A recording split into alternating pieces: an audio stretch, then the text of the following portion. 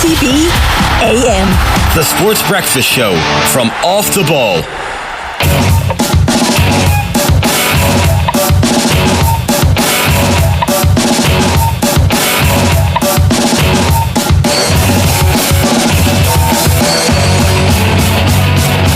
All right, you're very welcome along. It's the 17th of. This is a brilliant start. So you come back to work after a while away, and because of security systems, because of internet bollocksology, you've got to enter your code, and it has to go to the phone, and it's two-factor nonsense. How long have you had? Hello, everybody. Well, I wasn't on the laptop. I was on the phone. Hello, everybody. Welcome back. Welcome back, Chair. Welcome You back. haven't been Great anywhere. to have you back. Yeah, Lovely looking tan colour. Bronzed, yeah. If you're only listening in, the bronze beautiful Adonis. colour. Is that what you're calling me? It'll stick, I think. Yeah, it's beautiful. Yeah. Very nice colour, actually. Where were you? Ile de Ré. Yeah. Raj territory. Some of the worst fan art you're ever going to see. They do love Raj. They do love Stade Rochelet. It's like deeply embedded in the culture. How far is that from La Rochelle? Not far. Okay. It's where Raj lives. Right, lovely. It's yeah, I mean, he's never coming back. Yeah, that's there's no way. I mean, we're all going to go or we're going to live in Limerick or Cork. No, we're not. No, Dad, you can go on your own, but we're not going with you. This place is it could be a home bird. Those Cork lads are home birds, aren't they? Yeah, the kids aren't. No, I think if you leave the country, it's easier than moving to another part of the country. That survey that was out recently about everybody who is in Cork is from Cork. It's a local county for local people. Yeah. Turns out. My sister-in-law told me that one, yeah. It's tough to leave and stay in the country for sure. Because you're in at least the second best place in your mind. Would you consider yourself a dub now? Obviously not. Like, what a ridiculous question. I mean, why would you ask? Why would you ask a question? You know the answer to. Same to you. No, absolutely not. Jesus, we haven't lost our accents, Colin. That's the most important thing. Must be tough for you. Is it? Yeah. Must it be tough? Would you say you're Kildare through and through, like, or? If someone said to you, "Oh, you're a dub," would you get massively offended? Well, I'm not a dub. Yeah. When Dublin play Kildare in Gaelic football, I'm 100% up for Kildare. I couldn't hack my future kids being Dublin fans. Who would you shout for Dublin in the final against Kerry? That's if John O'Connor hadn't left Kildare, probably not, but he did. So 100% Dubs all the way. What are you talking about? That's the whole point of sport.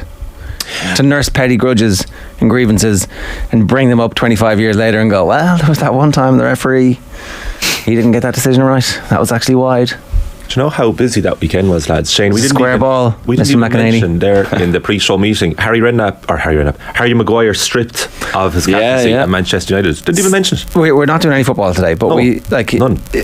Onana signing for Manchester United is the biggest transfer deal of the summer. That's pretty by huge. far. Yeah. And you guys should be absolutely excited. And I can't believe you haven't put it in the green. I legitimately, Really? his performance in the Champions League final was ridiculous.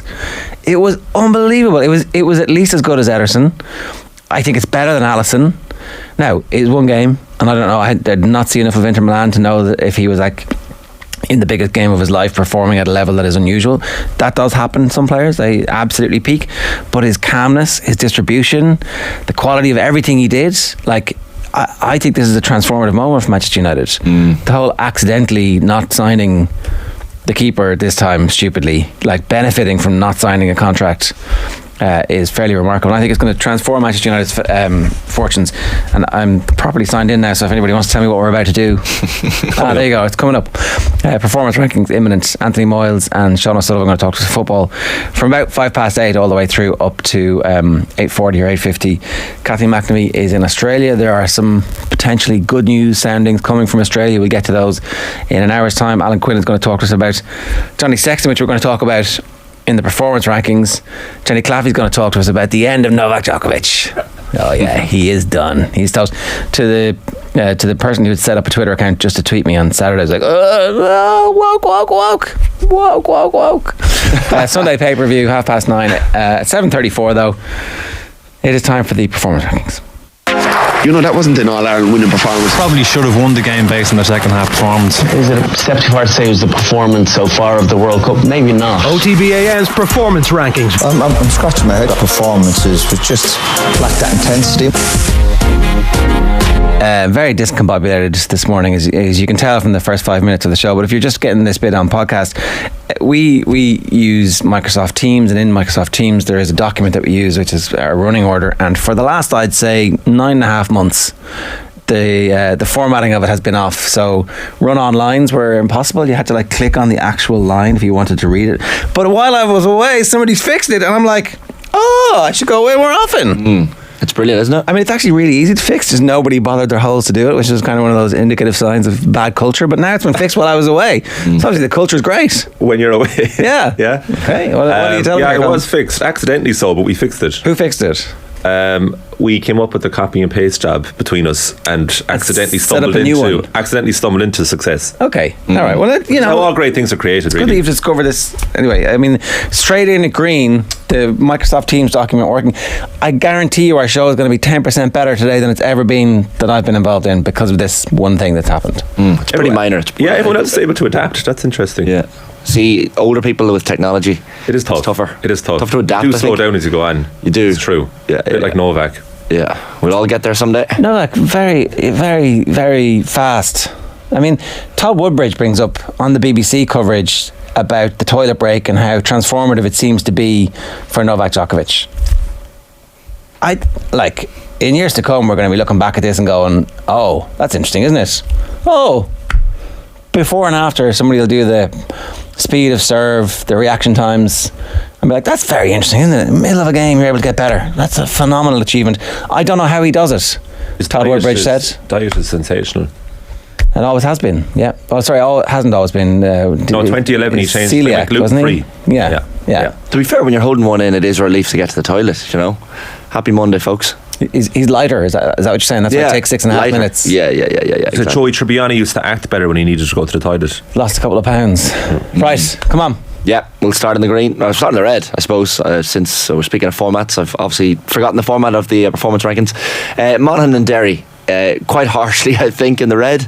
And I'm probably going to pick up a bit of flack for this, but look, they're not really in the red. It's just the fact that they're knocked out of the All-Ireland Senior Football Championship after two exciting, I think, semi-finals. There was maybe a little bit of fear last week that from a lot of quarters these two semi-finals would be, to quote Diarmuid Connolly on Dublin Monaghan in advance, a foregone conclusion.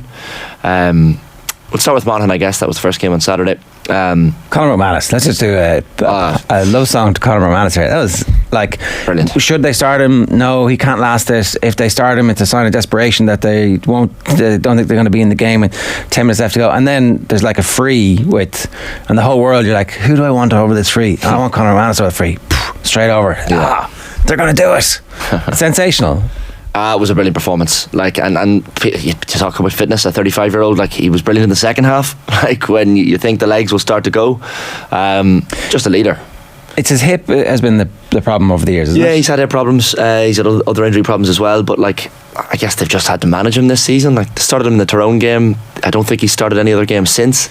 I was probably saying they probably shouldn't start him during the week last week, but I totally understood why they did. Obviously, hindsight is 20/20, but it was important to have him on the pitch as a leader. Jack McCarron obviously coming off the bench as well. The fear was probably that Dublin would be out of sight by the 50-55 minute mark, where you'd be bringing subs off the bench. But no, I never had any fear that was going to happen. Do you think McManus will be back in 2024? I asked that purely based on afterwards, surrounded by family. No, maybe he just was. Maybe that's coincidence. Maybe the family were coming on. They were there. They wanted to commiserate with him. Well, is there something more in that though? I met him out on Saturday night in Monaghan and pleaded. I individually approached Conor McManus, Darren Hughes and Carl O'Connell for just chats after the match. We can hear it in your voice still. Yeah. Well, that's to be fair, the voice is actually from shouting in Croke Park. Yeah, of course it is. To be fair. But obviously, the Saturday night shakes as well. The shakes, yeah. The shakes are from the vapes. Look, I think every Monaghan fan would love him to go again. Obviously, that decision is going to be his own. I probably don't think he's made up his own mind yet. There's no point rushing into a decision like that. I'd love him to go again. He's still at the top of his game, so I think he could go again. And he suggested in interviews after the match, if I can go again, I will. So I think it's just down to his body. He's not going to make an emotional decision. He's not going to decide, oh, that's me. Yeah. But yeah, from Monaghan's perspective, I hope he does. Look, I was absolutely gutted. Look, driving back from Monaghan to Dublin, after the weekend, and you see all the best of luck Monaghan signs and the flags out, and it's kind of like seeing the Christmas lights up in January, and it just feels a bit depressing. It's more heartbreaking because I think it's more heartbreaking because you feel now like there was a chance to win the game. Yeah, that they were right in it. They did everything correct. They got under Dublin's skin to the point where Scully gets taken off, and nobody thinks, well, that's a bad decision or it's premature. It's like Dublin are a bit rattled here, and they've already played their Kilkenny card, and I don't know. We're going to talk more with Anthony Moyles about this, so if people have views on what happened and why Dublin were able to burn them off in the last 2 minutes, 2.5, 3 minutes. Yeah, well, I will say this, and Desi Farrell pointed this afterwards. I think a lot of the narrative and build-up and punditry around the game last week was lazy, and it was extremely disrespectful towards Monaghan. It was also extremely disrespectful towards Derry. But hang on. I disagree with that, because if you look back at how Monaghan got hammered in the Ulster Championship, and then in fairness did right the wrongs of the performance, but they were awful in that game in the Ulster Championship, and then like it was nip and tuck. Kildare could have beaten them, and no one would have said, "Oh, Monaghan absolutely should have won that game by 5 or 7 points." That was completely nip and tuck. It's like the 74th minute they win that game. The next game, they win again in dramatic circumstances at the end. Whereas what we've seen is Dublin building up to a cruising speed and then absolutely annihilating their opponents in the previous game. So the difference should have been 7 to 9 points in terms of like what we expect to see, particularly with this Dublin team back.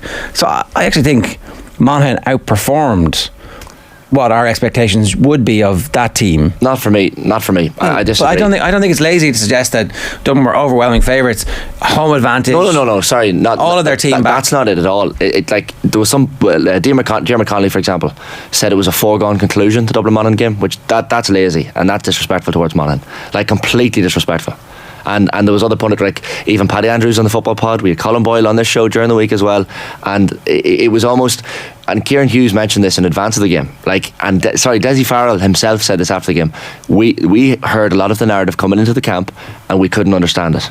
Like, this Monaghan team are an excellent team. Yes, Dublin were massive favourites, and any pundit who predicted Dublin to win or said Dublin were massive favourites going into the game, no, I'm not for 1 minute suggesting that was lazy. Of course Dublin were favourites, and I said during the week, I said 7 times out of 10 Dublin win this match. 3 times out of 10 I think Monaghan win. Hopefully it's one of the 3 times out of 10. I just thought a foregone conclusion was it's really 9 times out of 10 though is actually, well, I disagree. It's even more than that when you're 6 or 7 to 1. Okay, it's obviously maybe 1 out of 7, 1 out of 8 is what the bookmakers expect. Do you think, honestly, Shane, that Monaghan were unlucky? Like, they hit the post 3 times, they were level after an hour, there was 2 points in it with 2 minutes to go? Or do you think honestly that Dublin underperformed a bit in the game?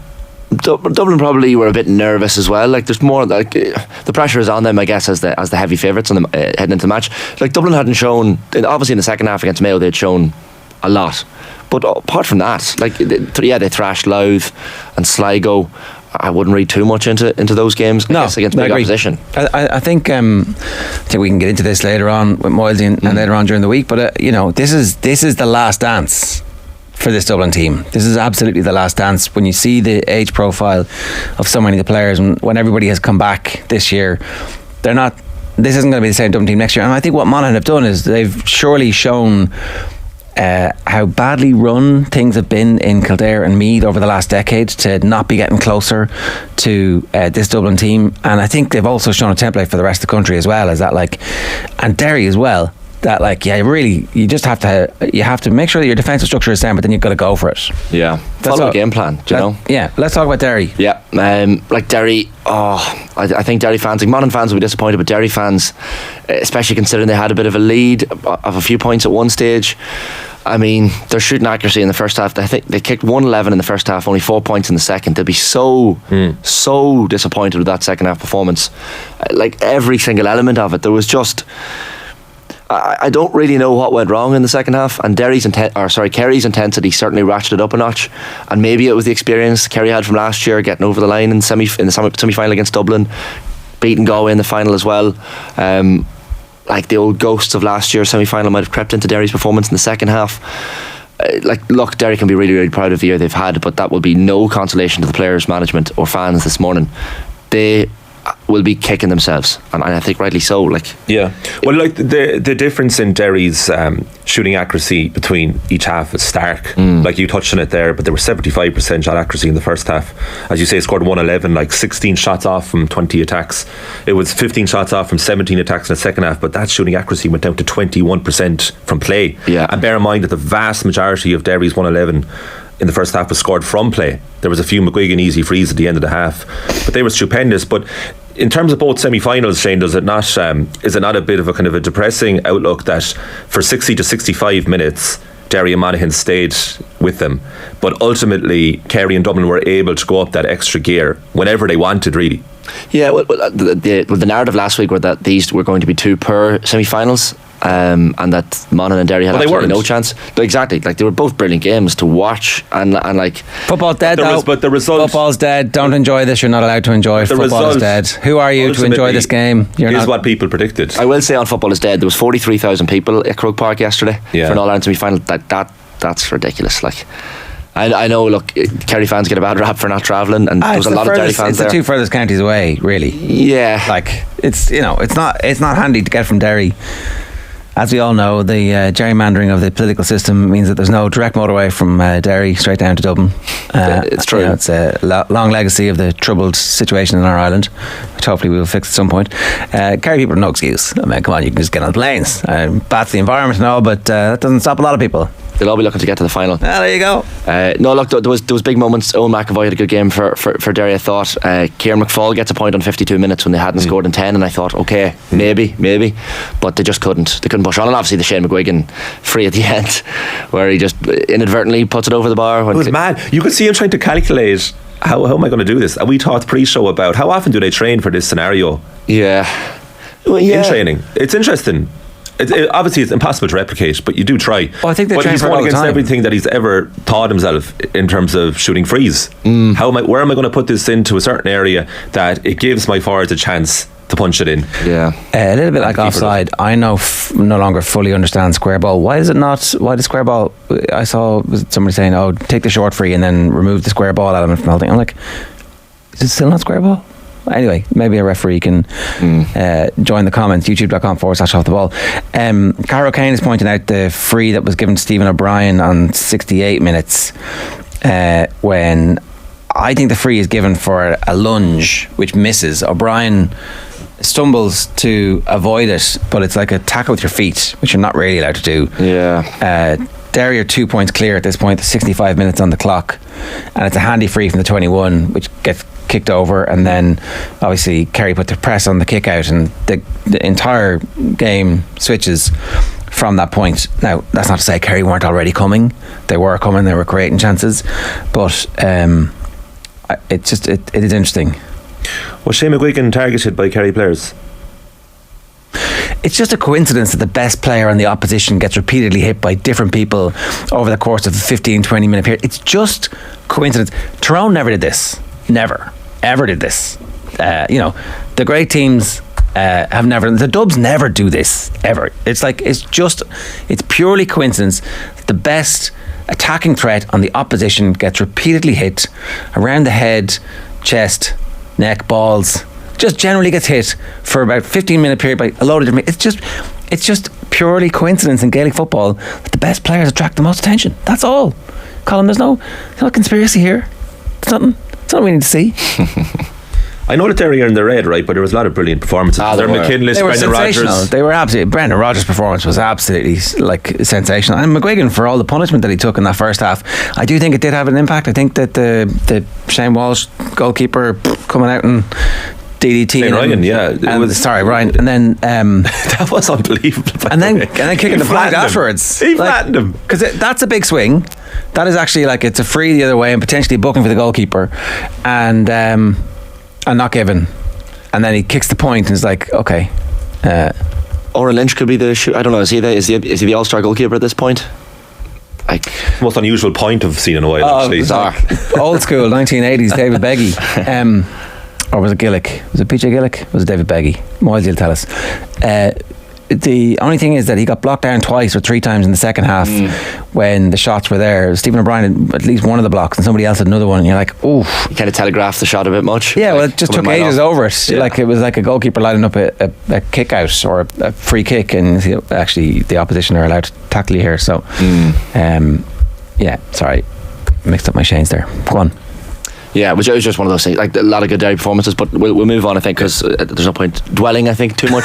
No point dwelling. Let's leave it aside. Well, look, some of the comments are pissing me off already in the YouTube this morning. I have to say, I'm sick of reading some of this shit. Don't worry. I'll vet them. Don't worry.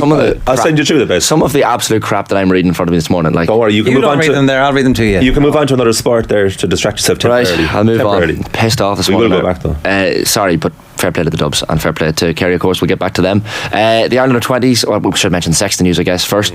Johnny Sexton cleared to play in the World Cup. The EPCR ban covering the warm-up games only. Yeah, this isn't in the red, actually. This is just we've no space in the green, right? Like, I was saying beforehand, I was like, it probably should be amber because it's only 3 games. He doesn't miss the World Cup, but his Aviva farewell is gone. True. And he also shouldn't have got himself into this situation in the first place. So he is in red. That's true. However, one of the London papers, City AM, were like, it's going to be a 24-week ban for Sexton. It's going to be the premature end of his career. I was like, well, that was what they gave to Dylan Hartley, but then everybody knows that Dylan Hartley and Johnny Sexton are not the same people. You know, there's like one has a track record of being in trouble and the other has no track record of being in trouble. And I was also World Player of the Year. There's like, the England captain Alan Shearer literally kicked Neil Lennon in the head. And the England captain was like, I'm going to retire from international football if you punish me for this. And it didn't happen. And like, I'm not sure, I'm not saying they did anything like that, but the World Rugby does not want Johnny Sexton not playing in the World Cup. They absolutely want him playing in the World Cup. That's the point. Sorry, Dermot Keys, I think it was, on Twitter made the point. This is the most GAA ban of all time. This is the GAA 28 game ban where the first game of note is on day 29. Like, clear the best player in the world or one of the best players in the world to play in the World Cup. Johnny Sexton is very, very lucky.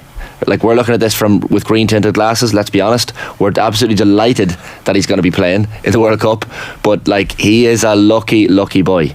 Like, if this was Owen Farrell, we'd be like, this is outrageous. A 3-game ban, World Cup warm-up games? No, 3 games is about right. I mean, if it was Owen Farrell, he would have been banned for being sent off multiple times already. So, again, the track record thing is really important. And I haven't had the opportunity yet to read the recent decision. I'm sure they made excellent points. Well, the judgment said Sexton said something to this effect: it's a disgrace you guys can't get the big decisions right. Probably accompanied by expletives. Quote, most likely the F word brought the sport of rugby union into disrepute. That sounds a little bit like the defence in the Cantona. It's an early bath for you, Mr. Cantona. I was just thinking about that over the week. That's so funny. It's the South African press had it as a slightly more aggressive sounding. Yes. Anyway, look, it's bad. It's bad. Don't do that again, kids. Don't be doing that again. Basically, come on. Learn. Dahi O'Shaughnessy in the comments is saying that the 20 should be an amber. I'm not sure. It was a right drubbing against France there Friday night. Yeah. I mean, 50 points to 14 probably says it all. And at half time, you're thinking this game is fairly well in the balance, but the second half was just, what was it, 33-0 in the second half? We don't have enough ambers. That's it. That's the point. These two. That's the reality of the situation. Yeah. Derry and Monaghan will be amber otherwise, probably. That's fair enough, though. But look, you don't get special prizes for reaching semi-finals. You don't know where you're going to get back. Out there. The school of 2016, they also lost the final, and they had James Ryan and Hugo Keenan and Andrew Porter, etc. So you never know. Yeah, and look, sorry, I don't think winning the Under-20s World Cup is important at all. I think them producing players and embedding a culture and the style of play is far more important. So win or lose, it's the type of thing that they're going to remember for the rest of their lives and it'll drive them on. But ultimately, this is a development competition and it doesn't matter. Like, it's brilliant that they reached the final. It's brilliant that they put in the performances. It's brilliant that they fought back when they had 14 men and were able to get the draw against England. And I mean, I don't think we can mention the Under-20s without mentioning the absolute heartbreak that the team has gone through collectively and individually, and for them to have been able to put in the performances, that is absolutely in the green. So like, that's this is just we have too many greens this week. Yeah, we've a lot of greens. So look, fair play to from beating Australia, beating South Africa, drawing with England. It was a good tournament, and after the Grand Slam as well, a third world title win at under 20 level for France in a row. So yeah, disappointing second half performance for sure, but look, keep the heads high. I think we'll move on to the amber. Yep. It was controversial amber as well, possibly Wimbledon. Well, it was a finals of two halves, if you like, on Saturday. Wimbledon and dues. What's dues? That's Denise O'Sullivan, but again, spaces have a limited. Sorry, right, Colm. You could Do's and don'ts. do's and don'ts. Yeah, you can maybe explain to us why. Welcome back, everybody. Would be in because obviously Alcaraz beating Djokovic is unbelievable. Like that's in the green. Yeah, look, well, it's starting Saturday. Ons Jabeur, what a year she's had. 3 Grand Slam finals, 3 Grand Slam defeats. If you go back a year, her first one against Selena Rybakina at Wimbledon, she won that first set. So she's never had her at that point in terms of winning Grand Slams, and then she lost that in 3, lost the US Open final to Iga Swiatek. But this one, this past Saturday against Marketa Vondrousova, will live with her forever. And she said afterwards on court it was the hardest defeat of her career, and to lose in straight sets to a player who is good. She's a good player, Vondrousova. She's got to a Grand Slam final already 4 years ago at the French Open, where she lost to Ash Barty, but she's nothing more than good. She's nothing special, and even her route to the final was handy. It was a handy. Are you sure she's not has missed so as a 19-year-old reaches the final of the French Open, and then because of significant wrist injuries falls away, and so is actually at a very high level, and so could well be somebody who reaches, is now she's 24. She's young, but I'm talking about against the likes of her peers. Jabeur is the most talented player out there on the female circuit.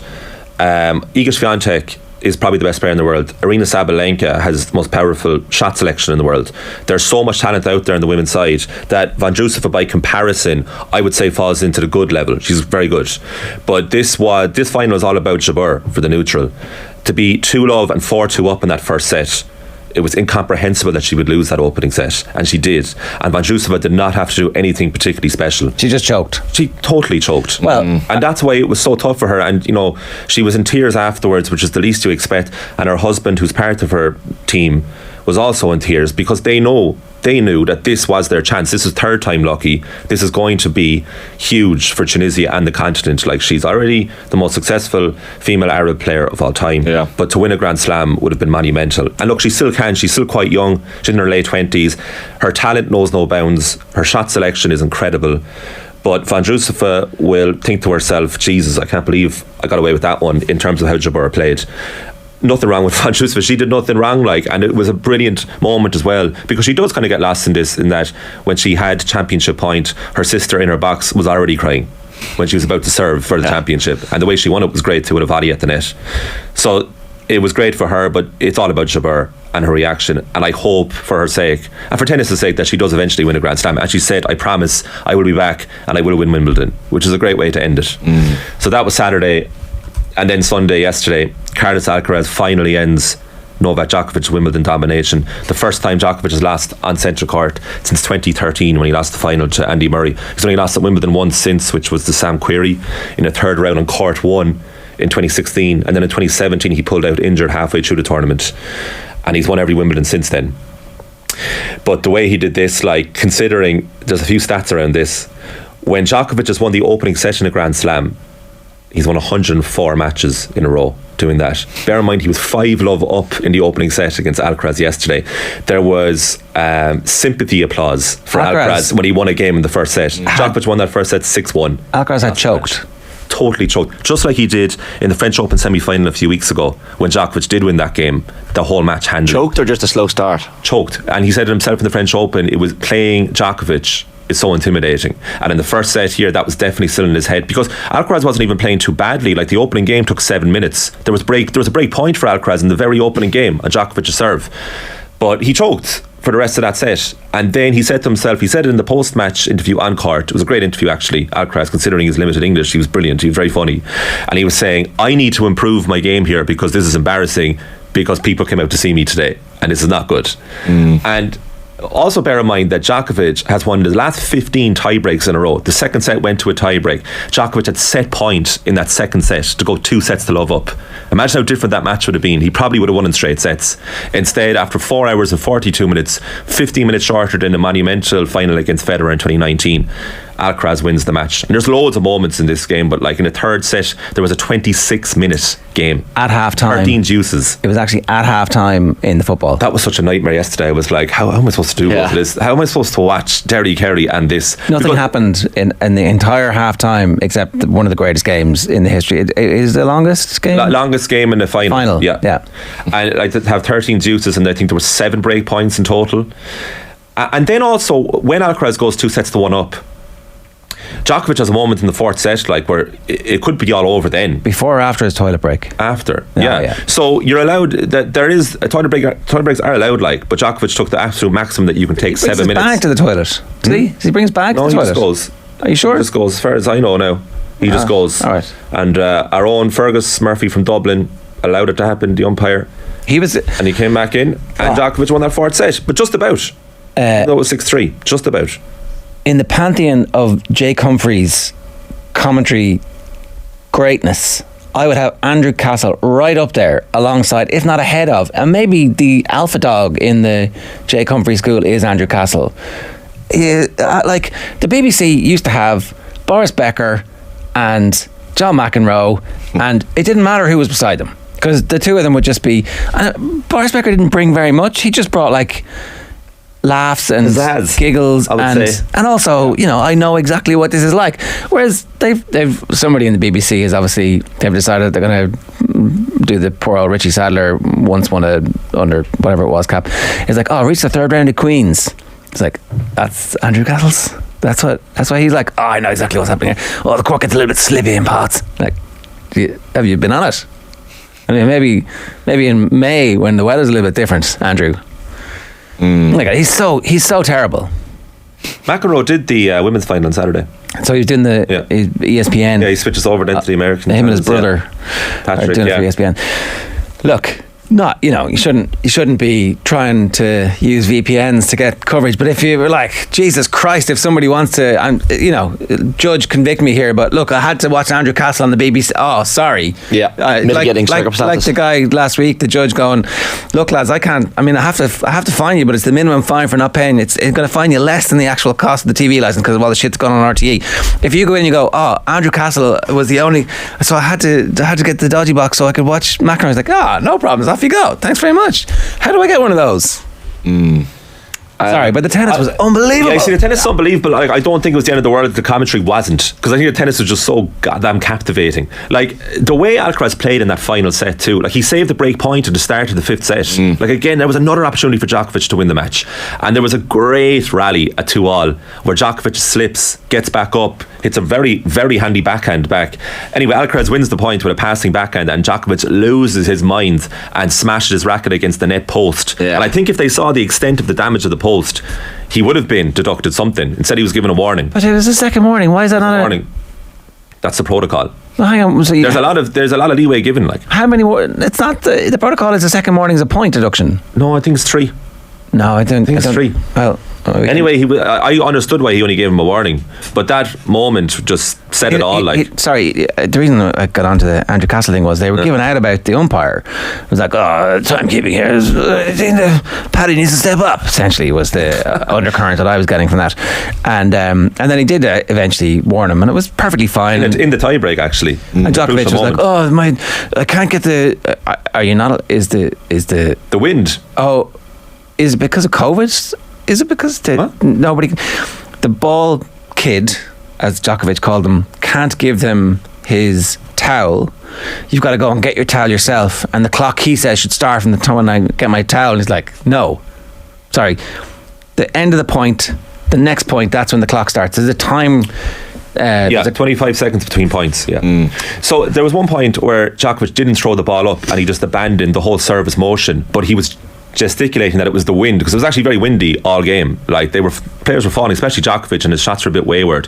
But Tim Henry was making the point that you're supposed to at least attempt to throw the ball in the air. So he was given another 25 seconds basically to do it. So Murphy left him off a while, but he fairly eventually said 100%. Time. And that was a tie break. But like, Djokovic, he's had a tempestuous tournament even by his standards. Like against Sinner too, he was called for hindrance. Did you see that on Friday? He was struggling to get to a Sinner shot.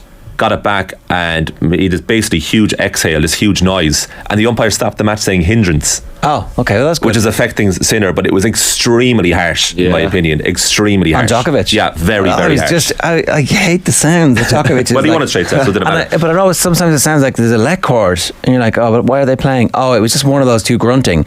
And I'm thinking, Alcaraz, fair play to you. Grunt back. You just growl back.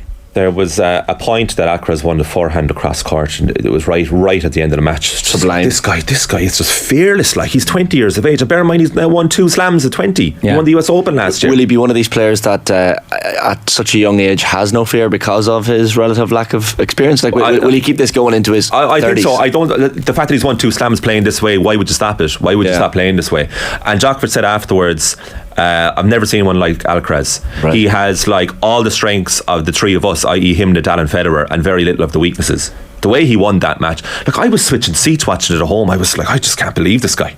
I get different angles from him, and the way he won it on his first championship point too, and just totally fearless. Different angles. Unless you got 3D TV there, Colin, it's the same angle. But anyway, right, let's keep going. We're way behind. Yeah, way behind. Denise O'Sullivan is also in the amber, we should mention, and we'll touch on this with Kathleen later on in the show. But I guess the injury against Colombia, we hope is not as bad as first feared.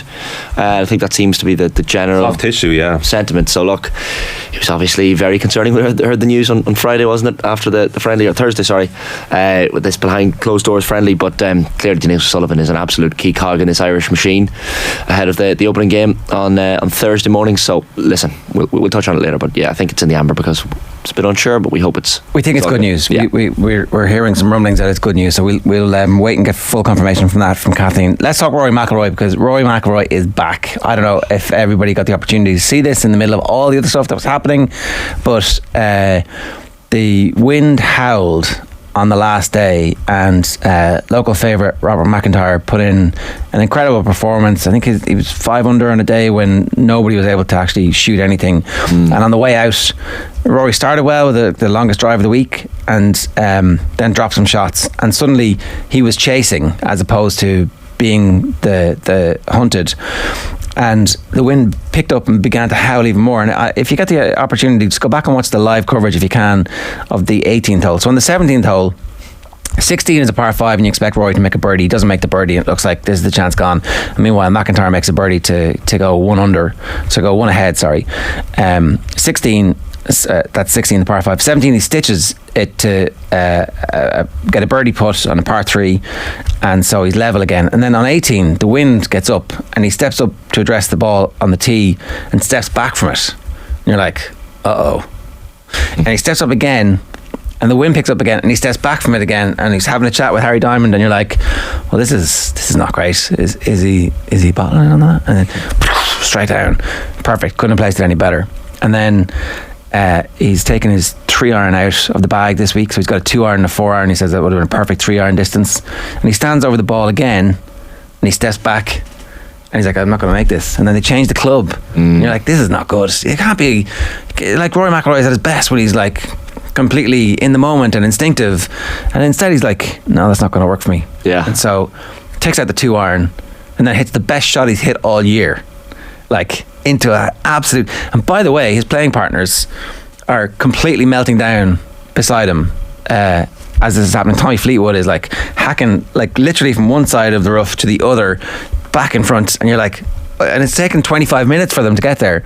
And then eventually on the green, the third playing partner's name just escapes me at the moment, is like you would be at Crazy Golf, where you're missing from 3 feet, and it's like, would you just all get out of the way? And then Rory stitches the 2-iron and makes the putt, and it's like, oh my god, this is incredible. It's like Tom Kim. Like has a 4-putt basically from 2 inches, and goes from 3rd to 6th. But in the middle of it all, McIlroy is just like, no, I'm going to be able to do this, and I'm going to be able to win. Now, the last person to win the Scottish Open and the Open was Mickelson 10 years ago. And it's obviously, is it 9 years since Rory last won, and it's back in Liverpool. And so I don't know, just you're like, it was one of the most impressive things I've seen McIlroy do under the circumstances, because of what was happening, and because on Saturday, everybody, can't wait to wake up on Monday and Rory McIlroy screwed it again. It's like, yeah, screw. Well, especially considering like you had the one-shot lead going into that final round, and then like the front nine yesterday was. I think he had 4 bogeys in that front 9, so all of a sudden you're thinking, is this another not meltdown, but I mean disappointing defeat for Rory McIlroy. Yeah, the 2 hour, Rory said himself after the round, like that 2-iron stinger on the 18th was one of the best shots he'll ever hit in his career, and the 5-iron on 17 as well is certainly up there, I think he said as well. Like it was just a brilliant performance, and to do what he did in those last 2 holes, the 2 birdies when he needed them, I mean, look, you'd hope next weekend is that end of this banished curse since 2014. Yeah. Shane Lowry also played brilliantly yesterday, by the way, but so we shall see. Yeah, Alcaraz won Queens and then won Wimbledon. This could be Rory winning the Scottish Open and the Open. Yeah, double it up, and 1.2 million as well. There. Also in the green, obviously Dublin and Kerry, but we don't have time to do that now. We're going to do it right after the next hour break. But that was this week's performance rankings. OTB AM's performance rankings. A reminder, Braeburn Coffee is the official coffee partner of Off the Ball. Braeburn Coffee coming to an Applegreen near you. New locations are popping up every month. Visit applegreenstores.com/Braeburn to find your nearest Braeburn Coffee experience. Up next, Sean Bono Sullivan. First, here's Jack O'Connor reacting to Kerry's win over Derry. That's him taking it upon himself to go back. Absolutely, Jesus, because you can't get a word in out there anyway. It's just a desperate situation. You're trying to get messages in, you're wasting your time, and then you have linesmen yahooing at you if you put your toe over the line. You know, it's something that has to be tidied up long term, lads, because it can't go on. I mean, Jesus, you should be able to get a message onto the field. I mean, Christ, you're helpless. You know, if you're trying to make a switch, even, you know, it's very, very difficult, and then you have to try to think of other clandestine plans to get messages in, you know. So I think the GA should tidy that up. Have a certain amount of incursions on the field per half. 2 or 3 per half. Surely to God they can allow that, you know. It's not fair, I mean, but the effort that's been put in nowadays, you're in front of that crowd. You can't hear somebody from here to the door. We should be able to, coaches should be able to get messages in. And I know it was abused in the past, but allow 3 per half, 3 to 4 per half. After that, then, you know, that wouldn't be any stain on the game. OTB AM. The Sports Breakfast Show from Off the Ball.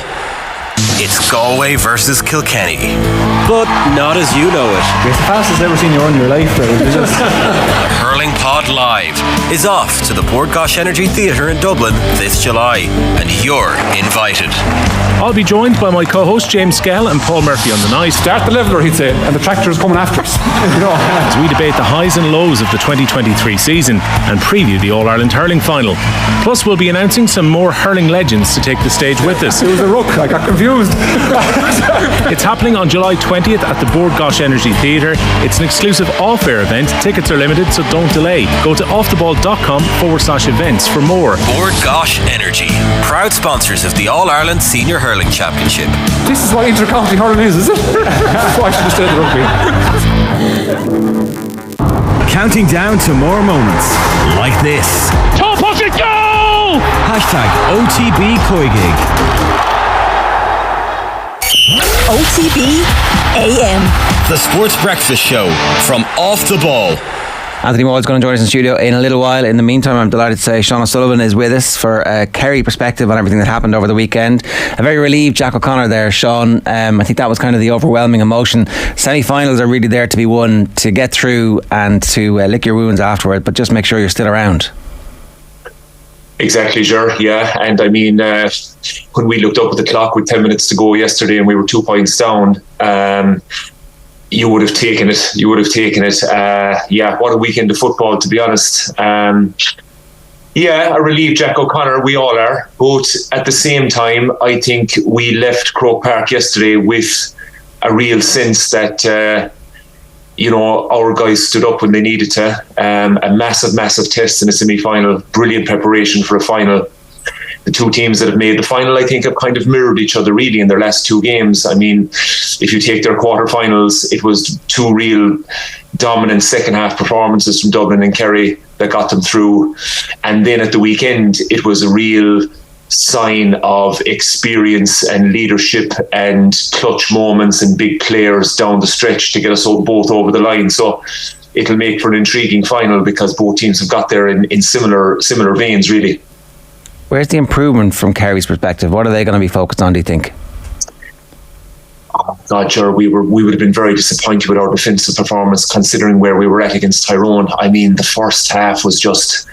God, we gave the Derry forwards a lot of respect. Now, listen, this has to be all underlined with a fantastic Derry performance. I mean, they really, really took me by surprise and possibly Kerry as well in terms of the way they went at it in their attacking department. I mean, we've all seen Derry for the last couple of years being so miserly at the back and playing that defensive game, but they've always been relatively slow when they bring the ball into the final third and a little bit kind of lethargic in their play, and they just wait for little opportunities. But my God, yesterday, once they got past the halfway line, they really, really went for it. But I felt our defence in the first half were just a little bit, we showed them a little bit too much respect. Look, Derry kicked very accurately. I think, was it 12 out of 15 shots in the first half they scored with? But I haven't watched it back now, I hope to today, but I'm sure if I look back on that, a lot of those Derry shots were coming with very little or no pressure from our defenders. Whereas if you rewind that back to the Tyrone game, Ger, you know, the Tyrone forwards were really put under pressure when they were shooting for the goal. So that's definitely where I think the improvement's going to have to come for the final. We're going to have to try and get back to those Tyrone levels. But I think we can. Can we just try and tease that out? Because I think something fairly similar happened to Dublin in the first half against Monaghan in a way. Is that psychological, where the heavy favourites, despite the fact they'll tell you that they don't have one eye on a prospective final, it's human nature. Shane was talking about it earlier. Desi Farrell was like, we heard the narratives about the Monaghan team. We couldn't understand where they were coming from. Whether or not you can understand them, they're there, and everybody who has a conversation with the players are like, geez, can't wait till you play the Dubs in the final, I can't wait till you see Kerry in the final. And like, is that one of the reasons why they're less, like a tiny bit less tigerish in that first half? Because when the game is in the melting pot, they were actually able to, like, Stephen O'Brien comes on and starts to make blocks. Davy Byrne in the Dublin defence was making blocks against Monaghan in the second half when the game was there to be won. So what is it? Possibly. I think a lot of the credit has to go to the opposition in Monaghan and Derry. I mean, Kerry and Dublin would have expected performances from Monaghan and Derry that they've seen down through this campaign and over previous years in terms of the way they approach the style that they come in with. Sure, of course, Monaghan and Derry had to come with something different. Now, did I see Derry coming with that real verve in their attack? And I didn't, and maybe Kerry didn't, and maybe we did have a little bit of overconfidence and took it for granted that Derry were going to come with this slow approach play and that we'd be able to have the time to, you know, get closer to our men and put that pressure on, similar enough to Dublin and Monaghan.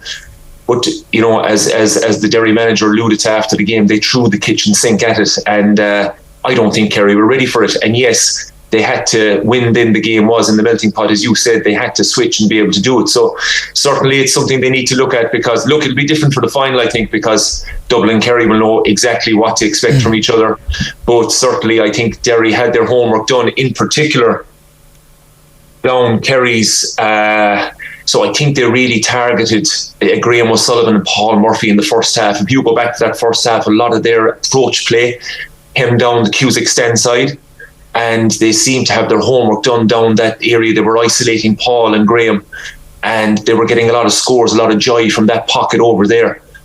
So maybe that's something Dublin will look at too. So yeah, a lot for Kerry to do from a defensive point of view.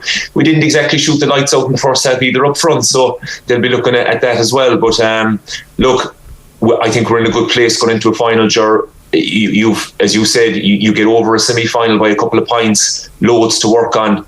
But the real character that they showed, I think, is the massive takeaway for us going in against a massive test against Dublin. There was intensity as well, Sean, wasn't there? Like in the tackle especially. I think there was one moment earlier on in the game that I noticed Jason Foley, I think it was, made a tackle and properly gave it the big one, gave it the fist pump, kind of shouting over the player, which you don't see too often from Kerry defenders. But there was an element of I guess, steeliness about Kerry in this game. There was, Shane, but again, just driving down in the car yesterday, I was just chatting with my buddy driving. I can't pinpoint, I can't pick out any Kerry defender that won his battle yesterday. I really can't. I don't think, as a collective, okay, we got there, and I must say the second half was much better. I mean, we kept Derry to 4 points in the second half, was it? Yeah. So it's that's good, but I definitely think we were taking on a lot of water, particularly in that first half, and as I said, down that side. So, but yeah, there was moments, but I mean, they got a lot of help from around the field. Stephen O'Brien was back tackling, as Ger mentioned. I think late in the game was it David was back around his own 21-yard line, taking a ball out. So, and I think Jack alluded to that after as well. So look, it was a real team effort, particularly in the second half. They definitely dropped back a little bit deeper, Kerry. They set up their defensive line a little bit deeper in the second half, and they weren't as exposed as much as they were in the first, so that helped. And look, obviously, when you have a player then wearing your number 14 jersey who's just in the form of his life and it produced another massive day for us, then you're always going to have a chance of winning, In terms of actually making the most of Clifford and his ability, it didn't feel like Paddy was getting enough support from any of the rest of the forwards in the first half in particular. There was a Trojan defensive effort being made by them, but there wasn't much in terms of creativity. And maybe that will be enough. Maybe it will be an 11-point final performance from David, and Paddy kicks 1-3 and they win a 115 to 114 game against the Dubs, and everyone's like, well, that's the coronation of the king again. I don't know how you do it again, but whatever, you know what I mean? Maybe it will be enough, but you wouldn't think it will be enough. You definitely need more from that half forward line. Yeah, and I think that's why the change was made at half time, Ger. It just wasn't going for Adrian Spillane. Stephen O'Brien has obviously come in, and look, Stephen's had a difficult season. He's David mentioned it in his interview with RT after that. Stephen, when he was asked about Stephen's impact, Stephen has had a difficult year with injury. He's back late, but he just seems to be coming out at the right time. So look, he's put his hand up for the final. I mean, he just brings you that real experience. I mean, that score he kicked to put us a point up off his weaker side in a real pressure moment. He stood up, he took it on, and a great score. But no, you're 100% right, Ger. It's not going to be enough. Absolutely not. On the other side, Darragh Moynihan, he got through a lot of work, and as you said, he put in the defensive work. But no, the Paddy, Shawnee Shea, and David really were our go-to guys yesterday. Even Paul Gainey now has probably had 2 games back-to-back where he hasn't been at his best, and we really need Paul motoring well if we're going to rattle the Dubs, So look, they've 2 weeks. They go back into training. I know Killian Spillane is back in the fold. Will he have enough done to break through onto the 26 for the final? I think they'll need him. I think they'll need more off their bench. Tony Brosnan came on yesterday, had a bad effort at the goal. Okay, got on a bit of ball. Micheál Burns came on and was, he was busy. He did okay for the short amount of time he was on. Young Rory Murphy came on. I think the occasion got to him a little bit. He dropped one into Lynch's hands. So little things like that. But we got a nice impact off our bench. But I certainly think there's probably a couple of places up for grabs for the big day in 2 weeks' time, definitely. Sean, there was a tweet from Stevie Poacher, a well-renowned coach, yesterday after the match, where he says the deliberate targeting of Shane McGuigan in this first half has been an absolute disgrace. This whiter-than-white image that's always painted about Kerry needs reviewed. If an Ulster team was at that carry-on the Kerry are at, there would be some outcry in the Sunday game. He points out late hits, goading, sledging, off-the-ball stuff, and he said if there was shoes on the other foot, there would be some outcry. What do you make of this? Can I pull an Arsene Wenger on it and say I didn't see any of that, Shane? Look, I get it. Absolutely. And if it was the other way around, would the Kerry supporters and Kerry people be bringing attention to it? Of course we would. Look, I'm not going to condone it. It's not something that I like seeing on a pitch, goading and sledging and so on. But in terms of being physical, and you mentioned it earlier, Jason Foley giving the fist pump and stuff, it's just part and parcel of the game at the moment. Are Kerry renowned for it? No. Has it come into their game a little bit recently? It has, but I'll ask the question, what county team hasn't it come into? It just seems to be the way the game is at the moment, and do we like it? No. But look, you're in the heat of an All-Ireland semi-final. It's a tight game. Who knows what goading was going on that Jason Foley was getting, or any of the other Kerry players that maybe we didn't see. So look, it's tit for tat. It's not a nice look on the game, particularly when you had two really, really good footballing games over the weekend, that we should be talking about the football. So hopefully the final now, we won't see any of that. We'll just see two teams going at it, you know. I do think that the best players in the opposition come in for more physical treatment than anybody else, but that's been the case all the way back, I mean, forever, right? Like I'm trying to, you know, like literally in the history of Gaelic football, the opposition's best attacking player is the one who gets the most physical treatment. And I think there could have been a booking for the Kerry goalkeeper when he came out and landed and said they waved play on. But everything else that Shane McGuigan was getting was relatively close to being, you know, within the boundaries of the law. Well, the Clifford one where Clifford gets the yellow was shoulder to shoulder. It felt like it was shoulder to shoulder. Somebody else was saying it was shoulder to chest. I thought it was shoulder to shoulder, and like I can't imagine why. I think somebody said he got booked for dissent, but that's nonsense. So just 2 points on that. Did you think that Shane Ryan one deserved the yellow card, Jar? I think that like you've got a duty of care when you go up in the air and you know where you're landing, and he lands on him. I think I've definitely seen them given. This is the one that leads to the point.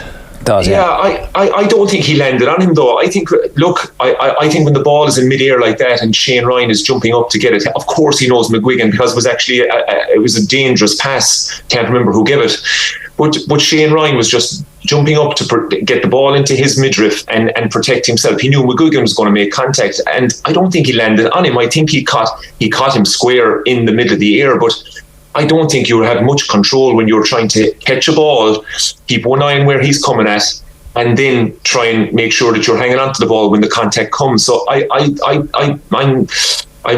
not with you on that one. In terms of the Clifford one, I don't think that was a yellow card. And yes, I do take your point. I think somebody did mention that he might have had words with Joe McQuillan after, and that's why he got the yellow. But certainly, I think everybody was in agreement that there was no way that shoulder deserved a yellow card. But going back to guys getting treatment, I played with the greatest. I know Clifford is pushing him hard, but I mean, what the attention the Gooch came in for down through the years was just, I mean, I could tell you stories of stuff that happened that many games, and he just got on with it. Look, it's as you said, the main guy on the team is going to get it, and it's the way it's been, and it's the way it always will be, unfortunately. Yeah, the other thing is the refereeing, right? So if you'd want to be fairly one-sided to see the Clifford thing as a absolute nailed-on free, I tend to agree with everybody else. I think on this current call that it was shoulder to shoulder, but that was like kick a point from that, so that's like a huge swing in the game. And Carol Kane, I was saying earlier from the Irish News, is talking about the free at the end that Stephen O'Brien wins again. I actually think he wins the free because he only falls to get out of the way of a tackle that is a sliding tackle with a foot in the air, which if it makes contact is going to be a yellow card. So I think I can make the case that was a free. The first one wasn't a free, and there's two swings in a match. And ultimately, I thought the refereeing performance, although Dublin Joe was trending on Twitter, was okay.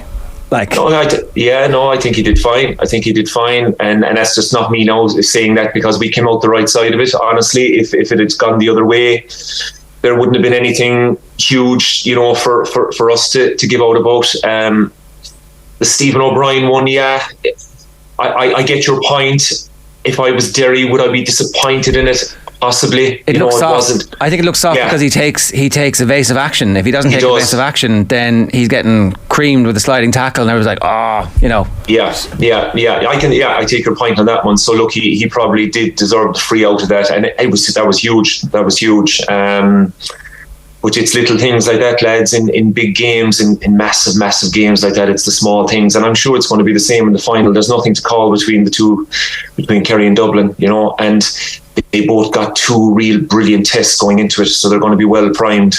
I know Jack was saying that this Dublin team have been, trying to peak for the final from way out, and it certainly does look like that. And as he said, they didn't bring back the cavalry for the crack, he said. So it's intriguing. It's going to be a brilliant 2 weeks. Really looking forward to it.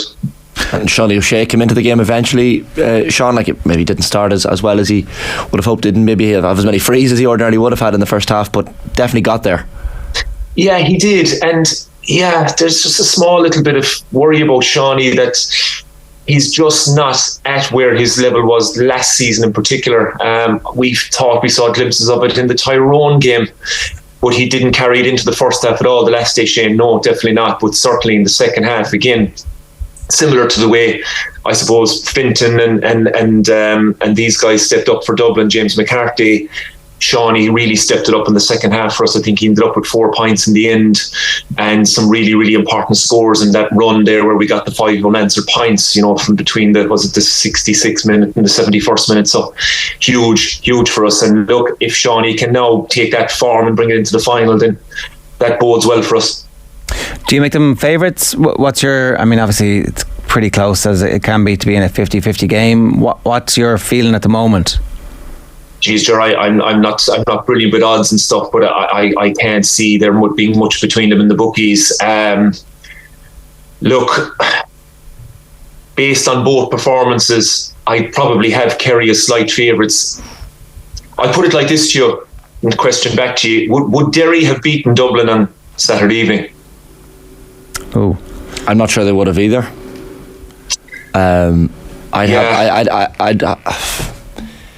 You think they would have, would you? I think they would. Right. I think they would. Yeah, I think they would have. So, I think Kerry, based on that, I think they just come through.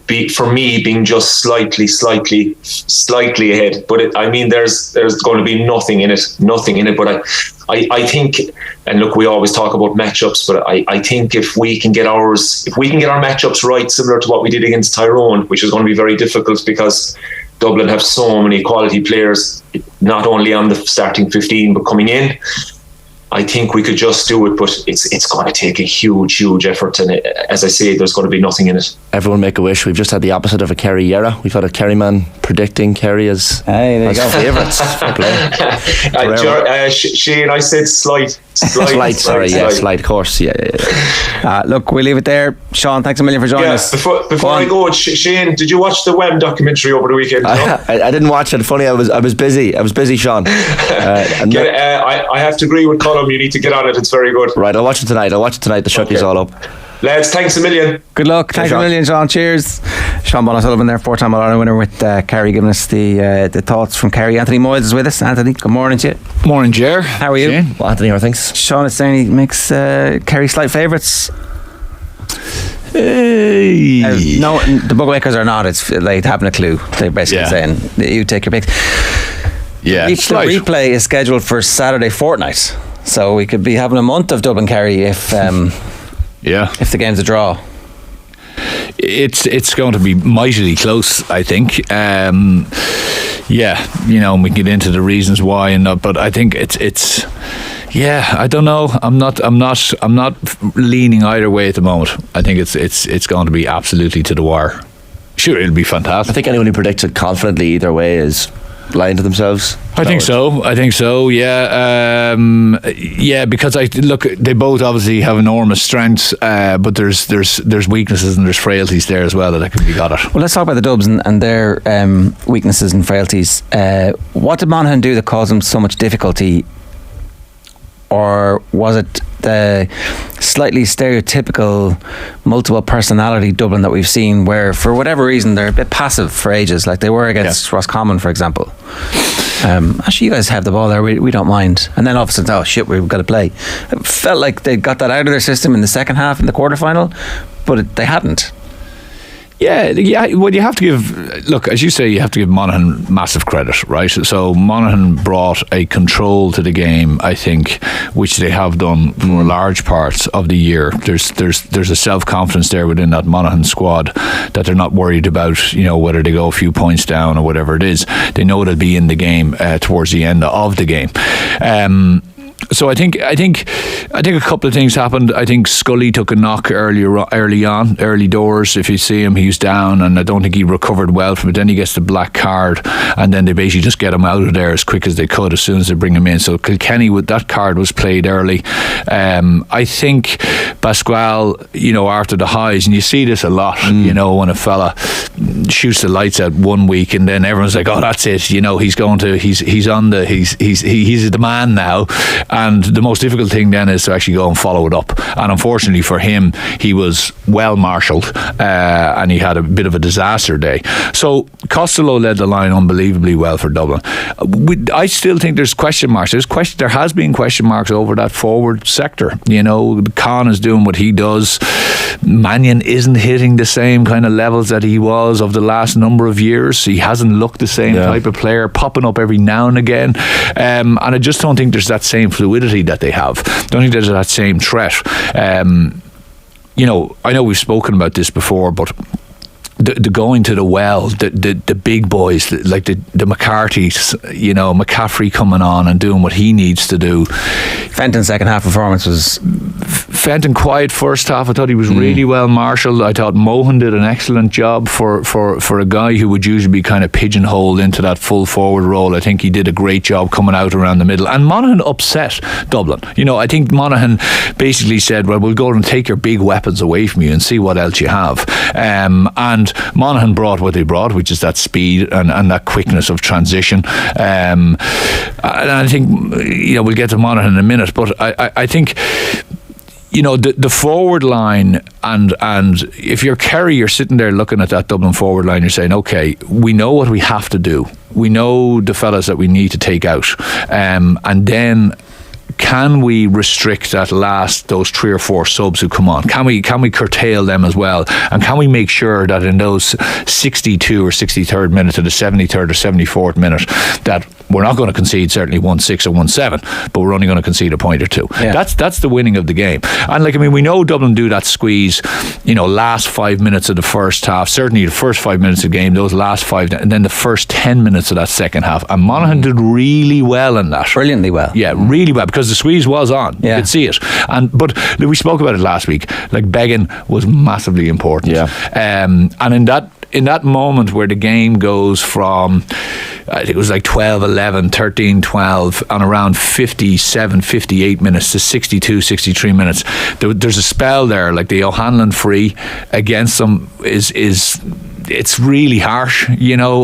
Like, I mean, I know people are saying he touched it on the ground. I think it's coming up to him. I think it's just one of those, you can take a still on it. I think in the game, he's possibly fouled on the sideline anyway. When he gets the ball, he was dragged back by Gannon, I felt. But you could see the squeeze coming from Dublin. And they obviously focused and they realised at that time, this is the game here. If we can get 2 to 3 up, we will do it. And it literally was, because it went from a draw 1-2-3 just like a light, and Monaghan never really recovered from that. Now I know McCarran got a score, but that was the game there, and Dublin recognised those things, much the same as Kerry did, by the way. Yeah, you know, when they and that is it.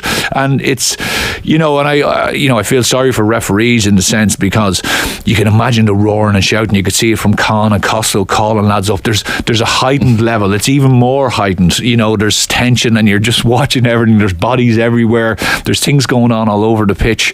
And you know, Beggan was a cool head, but still, ultimately, that's where Dublin, I think, won the game. The referee thing is an interesting one, because when I was in the stadium on Saturday, look, obviously I'm biased. I'm from Monaghan. I was disappointed with a few. I know. I never talk about it, but I was disappointed with a few of Sean Herson's decisions. Now, when I watched the Sunday game back, I will say, I came back onto Herson's side for a few of them. I was like, okay, fair enough. Yeah. But there was one given against Killian Lavelle towards the end of the first half, which I thought was a phantom free, to be honest. Someone made that point on Twitter as well. It was an off the ball. I just wasn't sure what it was for, and they scored that one. And then the Conor O'Callaghan one as well, where he wins a free for slipping almost. I thought there was tackling from Conor McCarthy that looked fair to me. Yeah. And it looked like he slipped and then got the free. So I just wasn't sure. But how did he perform overall? Yeah, I thought, like, you know, I was fairly critical as well, because I think in the moment, but I actually went back again. I watched it 3 times. Like, there's one where Hughes gets a great hand in on O'Dell at that vital period. Now he leaves his kind of hand in. The ball has skidded away, and there's 2 Monaghan guys in front. There's always going to be those. But honestly, the games are so close now, and we've been speaking about this for the last number of months, that a point or two in those vital times, whether it's a handy enough free in the first 5 or 6 minutes, or it's in that melting pot in the last 2 or 3, they just matter. You know, they matter. They're big calls, you know, and when it comes to it, you know, he's going to get some right, some wrong. You would hope that it's obviously more right than wrong. I think he did a good job. I think he allowed it to flow. the conditions obviously were, hands in, fellas slipping all over the place. It's a tricky game to call. But if I was Monaghan, I would have felt hard done by, especially at that 58 to 63, 64 minutes where there's mayhem going on. Does the geography of a referee matter? I'm not making the point for 1 second that because Sean Herson is from Tyrone, he shouldn't necessarily be refereeing that game, but could you pick a referee from outside the province? I would have thought that you'd have preferred a referee from Ulster who understood Ulster there's football, that argument as well. He knows the players and goes, he didn't mean that, because I there was some Monaghan people around us who didn't like the fact that it was a Tyrone referee, but Jesus, I don't know. No, I'm saying that. I think Herson's a brilliant referee. He did go in Mayo. He's actually a really, really good referee overall, generally speaking. And I'm not saying for a second him being from Tyrone. As a neutral, I thought the refereing was totally fine and actually relatively good compared to some of the referees. There was no howlers. I'll give you that. There was no howlers. No. I think Monaghan will.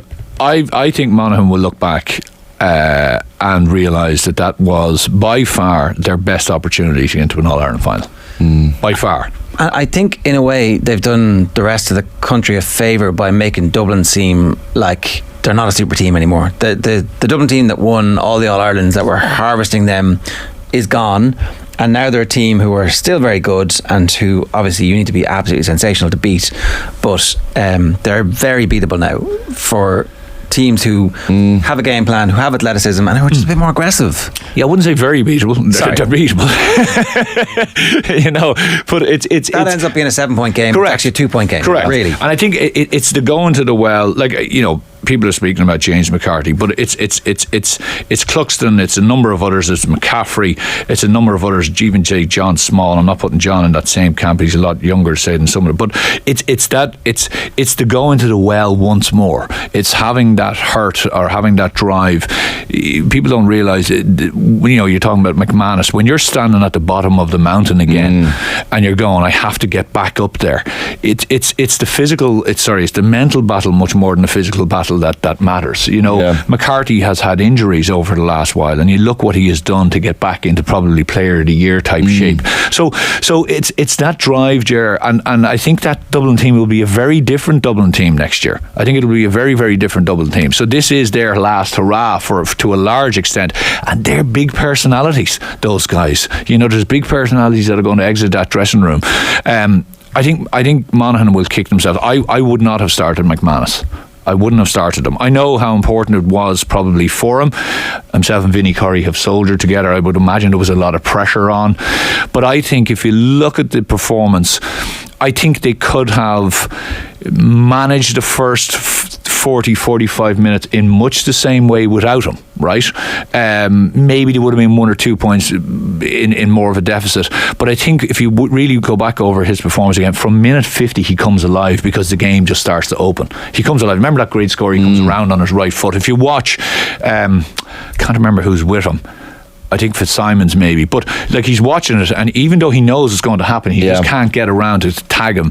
And in that period, imagine having him coming in fresh. Now he's already after running for 50 minutes. He's already after been moving, chasing, harrying. There's a lot of coming out of the legs. He won a ball back in his own half back line at one point. And I was like, oh geez, this is amazing. Yeah. So I thought himself and McCarron to come on at 50 minutes. Now all of a sudden you're going, okay, wow, that's a double threat coming in. I think they probably needed to back themselves a bit more to say, no, we can stick in with this, then we can bring the big guns on. That's hard though, because we'd seen what the Dubs did in the second half in the quarterfinal, and there was the foregone conclusion narrative that I thought it wasn't completely ridiculous. It was ridiculous. Foregone conclusion. Neither of those semi-finals were foregone conclusions. But we spoke about it last week about what Monaghan would bring, and I think Monaghan with McCarthy, who's been excellent, and Carl O'Connell, unbelievable year. So I just think they can feel hard. I think they will look back. I think Vinny will probably have nightmares, and I'd say there was angst about whether I should start him or not, because he is that. Once you bring him in, you're going, he's going to cause mayhem here.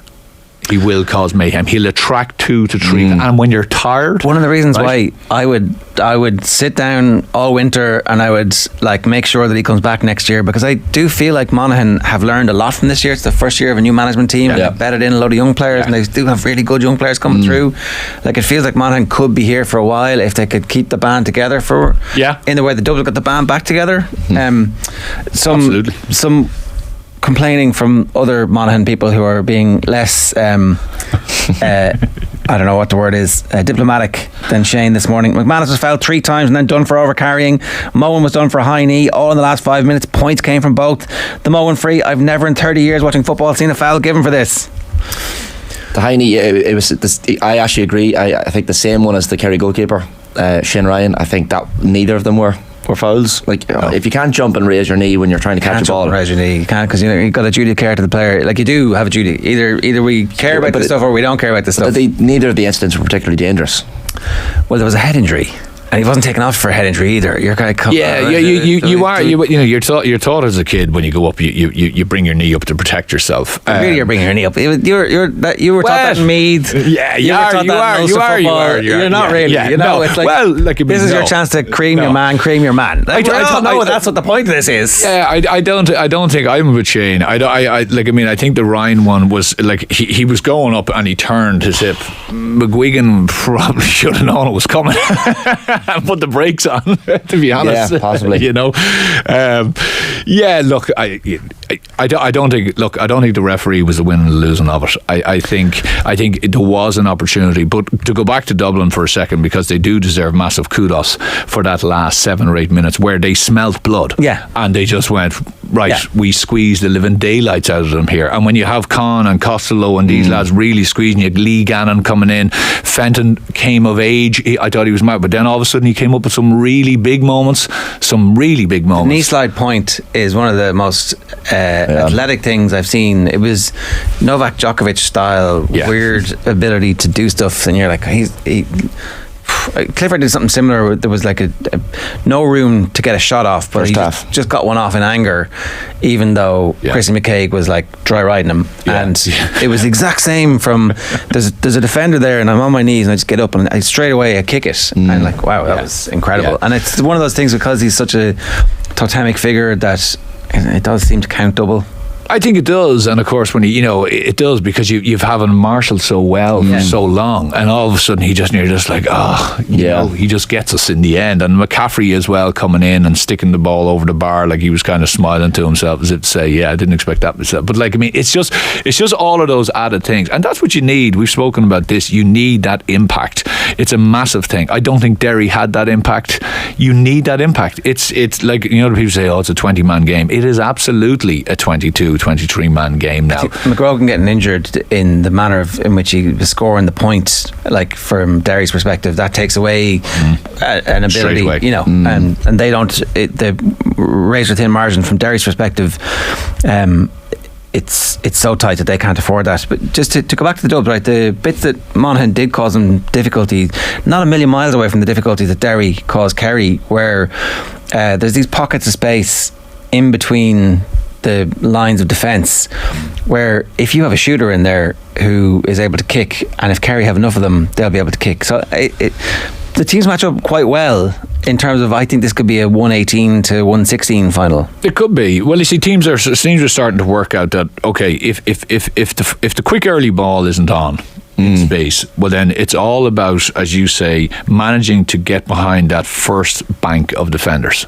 because the second bank, if you're doing what you should be doing, is the old days where, especially against a blanket defence, what we'll do is we'll pull players out of there and we'll try to create space in front. Now what teams do is they put loads of players in there, but they pin you right up against the end line, so they force your full backs to go right in. And we spoke about this, remember a few weeks about Mayo, and when they had O'Shea in there, and then when they took him out, they lost all that threat. And we spoke about Mohan maybe staying in there and being a focal point.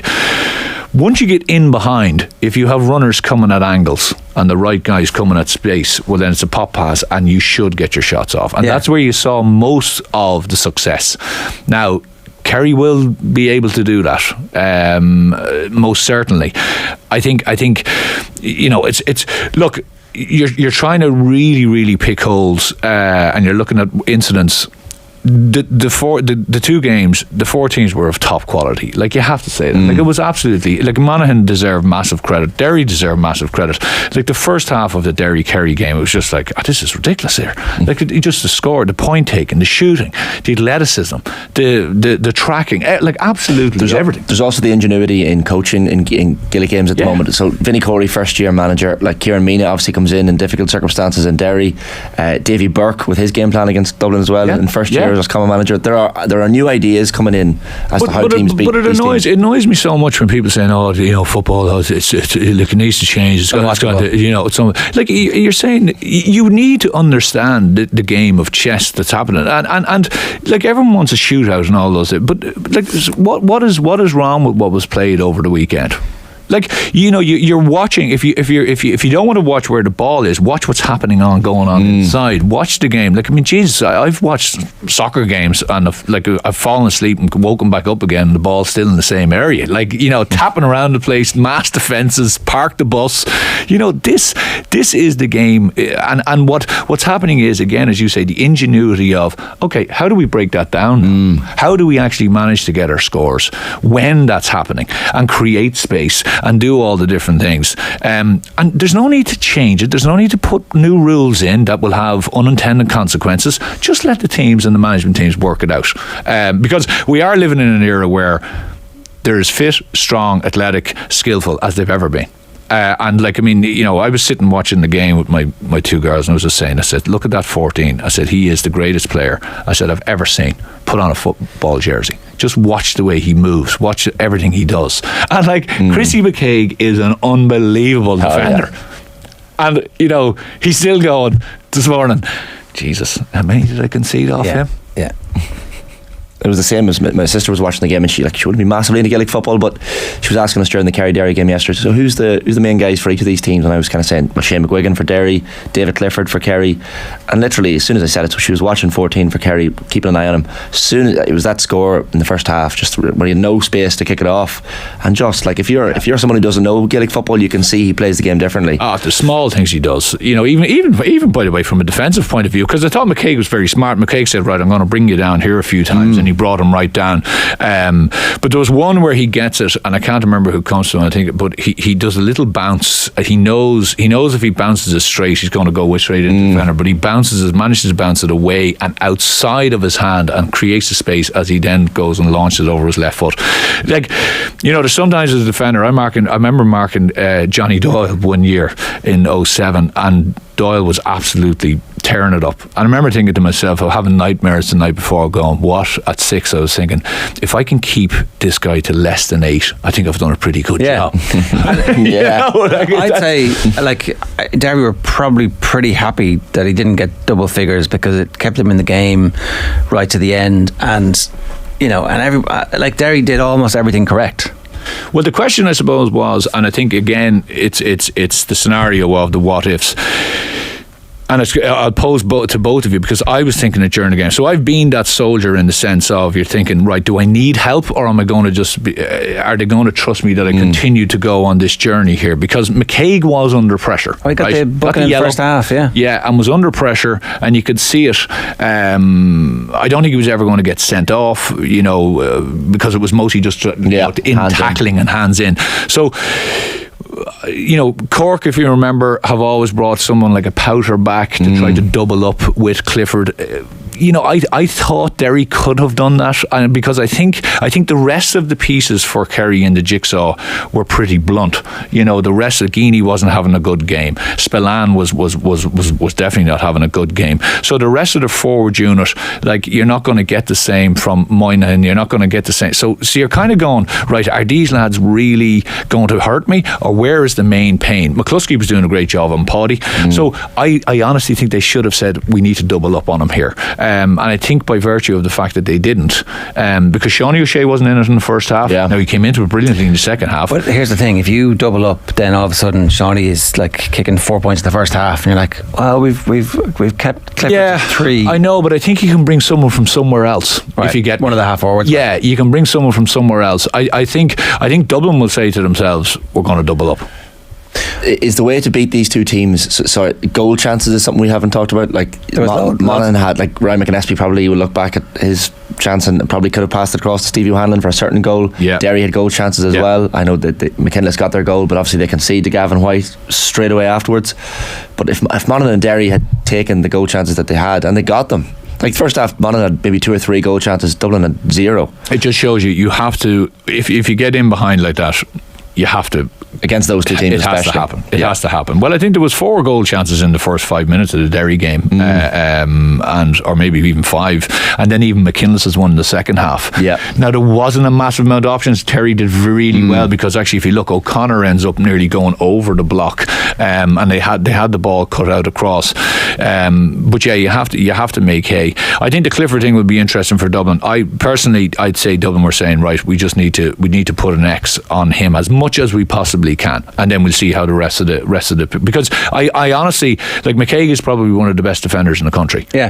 And he got 8 or 9 off him, you know, and it wasn't like he was kicking free. He won most of the frees himself. Didn't Mick Fitzsimons go on him last year and do okay, and only concede 5 or 6 from play, which is pretty good, I think. Well, somebody had the exact. Yeah, I think he's a different player to last year, though. You know, I think he is. I think he's stronger. He's more physical. He's dominating you rather than you dominate him. And Fitzsimons is a year older as well. Yeah. So he did well in McManus, though. With McManus was brilliant, but Fitzsimons had a couple of moments where he was pretty good. Like Mick Fitzsimons has been playing, you know, really well, top of his game.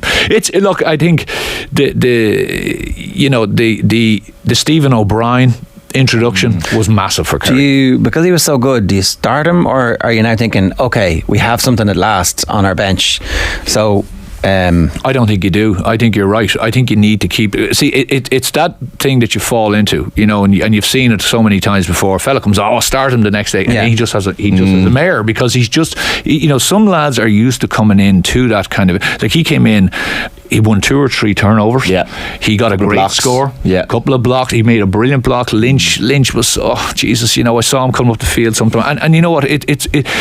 He comes into the line very, very well. He's very good on the ball. He passes, but I think he was blocked down. He was definitely blocked down twice. He might have even been blocked down 3 times. And it was that spell. You could see McGuigan a couple of times roaring at them, because it was like they abandoned. And I know people are saying McGuigan got a lot of knocks. He did, but they also abandoned getting him the ball. In those little areas. I think it was McAvoy, McGuigan has stepped out from him looking for the ball back out in the pocket. They didn't give it to him. So there was a number of times where Derry, you know, again, they were playing to a very nice set plan that first half, very efficient, and then they kind of got caught in the whole, Jesus, Kerry, you're coming back at us, we need to do something quick. And we might win this. We might win this. That's definitely white line fever, you know. And like, Kerry had it for years until they eventually got over the line. Clifford scored 6 last year in the semi-final, including a free and a mark, and I'm fairly sure Mick Fitzsimons picked him up for the whole thing. It is the last dance for this Dublin team. You would suspect that, like, they're not going to have the same. Who knows? Maybe Desi, if they win, stays on. Maybe Pacquiao won't be part of the team. I don't know nothing about that. But like, Fitzsimons and Cluxton, and is Mannion back for good? Is Jack McCaffrey back for good? Maybe they are. I'm not sure. Maybe that's just them now. Did I do McCarthy? Like, suddenly it's just a different group. And like, I don't know, is Fenton going to keep coming back at this level? Because he's been at a very, very high level for a very long time. So maybe they will. Maybe they're hungry such that they'll hit the 9 and go for 10 and try and match Henry Shefflin. I don't know, but it feels like it's the last dance. Feels that way. Yeah, feels that way. And I think some of the things you hear, and of course you can't believe it all, but some of the stuff is that, you know, there was a massive surge at the start of the year, and even the Cluxton thing kind of feels like that. You know, they said, listen, we're getting the band back together one last time, and we're going to go out and give it everything, and it does feel like that. You know, I think what it has taken some of them to get back to that level has been a monumental effort, both physically and mentally, and it certainly feels like that. it's hard. It's very, very, very hard. And you can see it even with Kerry. Like, I mean, they are at the pin of their collar to win that game.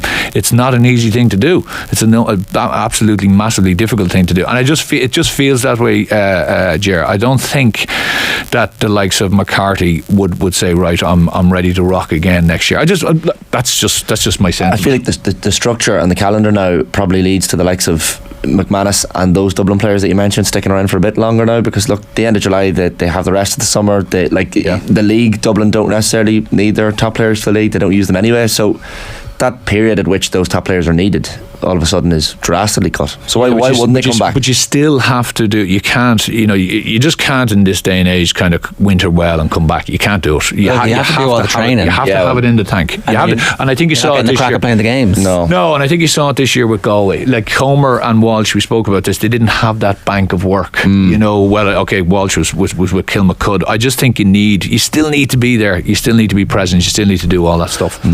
What about Meath's victory in the Tailteann Cup? So listen, it's great for the players. It's great for the county in the sense of to get a win in a competition. It's still the second tier competition, so by virtue of winning it, they're the 17th best team in the country. Tommy might have them at 15 or 14 in the power rankings. We shall see. Well, it wasn't that long ago we were in the Super 8, but anyway, where we are is where we are. I think it's good for the players. They're a young team. I thought they were bad in the first half, very poor, got a very lucky goal, only kicked 3 points in the first half, so Down probably could have been 1-6-3 at half time, and I think it would have been a very different game. I think Down will look back on it and kind of go, Jesus, like, what did we do? I think Down very naively ran down the middle in the second half. They narrowed the game completely, which suited Meath. Meath turned them over, but then Meath really started to work the ball well. This idea of we're a kicking team. Meath's best football was played when they were running at angles and running off the shoulder and nice little pop passes and using their strong runners. O'Connor did very, very well when he came on, kicked some great scores, added that bit of pace. Jack Flynn, kicked 4 points from play. He was, from the very start of the game where his shot comes off the post and Ronan Jones obviously bangs off his leg and goes in for the goal, Jack Flynn just starts laughing, and the whole game when he's getting tackled, he gets up and starts smiling. He just was enjoying himself. Yeah, he just was. Well, he's that type of fella, very, very, massively athletic, a guy who went away and put a massive amount of work into not only his physique but also his playing ability. He plays with Ratoth. He plays, he kicks 50s he's taking a 21-yard free. He's got a howitzer of a leg on him, but he has really worked on his accuracy, and sometimes they might spray him a bit, so he's really, and he's got his big lad. He's a big man and he's well able to motor around. He actually marked McCarthy in the Dublin game, and I thought did pretty well on it, for a fella who's so young. So look, they'll take the positives out of it, but honestly, Meath and that squad and the county, we're now at base camp. That's where we are. So you need to literally go, right, lads, that's it. We go on our holiday, whatever, but we're starting next week, because you look at even the conditioning, the strength, the all the different things of the top teams, and you look at some of the Meath players, and they still look light, and they need that body of work. So we're at base camp, and really everyone should be dusting themselves down now and saying, okay, that's that box ticked. Now we need to be at the top table again. Yeah. How do we get there? Look, it'll be interesting to see how much of a benefit they get from having success and what nourishment that gives the group over the winter. In reality, I think it's they were the top ranked team by league standing in the competition, and so therefore they should have been favourites, even though we were kind of overrating Down maybe a little bit on the basis of their league performances. I'm not sure that a Division 2 team should be in the Tailteann Cup. I think if you were when it was designed, it wasn't 4 teams. Correct. If Kildare had been in it and won it, I don't know how much of a celebration there would have been, but Kildare could easily have been in it. You would have expected them to win it. So I just am not convinced that Meath winning this is great for the Tailteann Cup the way Westmeath winning it was. Maybe they will celebrate it. I don't know as much. Maybe it'll mean as much to them. Maybe when they'll go off to Mexico on holidays, they'll be like, this is the greatest thing that could have happened. Look at the impact that Westmeath had from it, like drawing with Tyrone, nearly knocking Tyrone out of the championship. Should have probably got something up in Armagh as well. But we would expect Meath to be putting these, like, Meath are a first world nation when it comes to Gaelic football. But the benefit of a trophy as well. Sorry, they haven't won since 2010. No, a trophy is important, and it's important to see the joy in the player's face and see them jumping, and that is massively important, and it does gel a group. So did they have a better year than Kildare now? I think they will look at it and thinking we had a better year, because at the end of the day you look and there's silverware in the cabinet, but in the cold light of day, if they go back, they'll probably say, well, actually, I tell you what he's had a better year of, O'Rourke and the management team, is that they've had those group of players now for an extended period of time, and they have massively changed. Like, they have changed the way they play. So anyone who looks at the game that they played against Cork in the first round of the league, or the second or third game against Clare, and then looks at yesterday, can see, well, they're two totally different teams. Playing they're getting men behind the ball. Yeah, they're getting men behind the ball. They're much more defensively set up. They're much more solid at times. They are transitioning about when they kick the ball. Unfortunately, they don't have fellas around the middle, some people who are accurate enough kickers, and some balls were going out over the end line, were going off sideline, there was balls being misplaced. Actually, I think they need to get that power running, because they have some big men, good runners around the field, and they will develop that. But there is a body of work, Ger, and as I said, this is not bah humbug stuff, but you can't get carried away. You have to realise, okay, we've gone literally, as I said, base camp now, and there's all the boys, there's the big boys up the top, and that's where we need to go to. And much like Kildare, it won't happen in a year. It's going to be a bit of a journey for them. And the thing is the supporters understanding that it's a journey, the county board understanding it's a journey, the players themselves, obviously, and the management team understanding it's a journey. And, I can hear what O'Rourke is saying about the heroes and all that stuff, and that's all great. But, you can't build expectation up too much. This is a body of work that's going to take time, and hopefully they'll get there. All right, Anthony, good stuff. Thanks, Penny, for that. No bother. It's 9:04 this morning here on OTB AM, and I'm delighted to say we're turning our attention to rugby. Alan Quinlan is with us. Quinny, good morning to you. How are you? Morning, lads. Yeah, good, Ger. A 3-game ban for Johnny Sexton. We were having a debate earlier. Is this in the red? Is this in the amber? Is this in the green? Is this exactly what Ireland are happy with this, do you think? Or what's your takeaway? I'd say everyone is pretty happy with this, with it just being 3 games, Ger. It could have been a lot worse. It's taken a long time, and that was surprising that it took this long to first of all get to the hearing. Since the game was played, I think that was in the end of August, right? Or around the 20th of August or something. Or May, sorry, May, May, 20th of May or something around that. It's taken a long time, and I think it's the best possible outcome, I think, from an Irish Rugby World Cup point of view. Obviously, I always thought he was going to get some sort of a suspension. He got the minimum, essentially. The mitigation and the early admission and all that kind of stuff, and his disciplinary record. It would have been 6 matches only for that. That's what the report says. So they're the facts. So I think it's there's a bit of a sigh of relief here, I think, and it says at the end of it that Ireland have the right and Leinster have the right to appeal. I don't think there will be any appeal. I think it'll be taken, accepted, and move on. And it's a shame for Johnny Sexton in the sense that he's not going to get to play again in Ireland, essentially. That's me thinking that obviously he's going to retire unless he changes his mind and goes back and plays with Leinster. It's a pity he doesn't get any kind of a send-off. It would have been nice for him from an Irish point of view to play in the Aviva Stadium again. He won't get to do that, but as regards the suspension goes, I think it's not a bad scenario for him and for Ireland. Even though, look, he's going to be tarnished a little bit with this. He's got to be careful now, squeaky clean at the World Cup. And, it's the best possible return, I suppose, from Ireland's Rugby World Cup squad.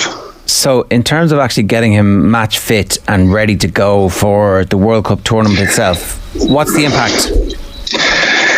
It's certainly not ideal, I think, but I think he's proven over the years that he has the ability to kind of slot straight into big international matches and play really well and have an impact.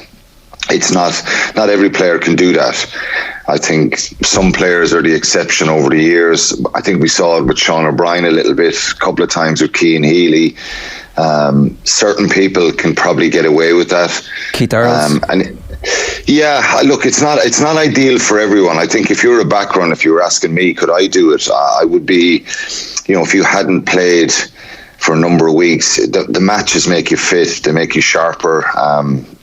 But I suppose for a player his age, it's all about in the mind and what kind of training and conditioning he'll be doing.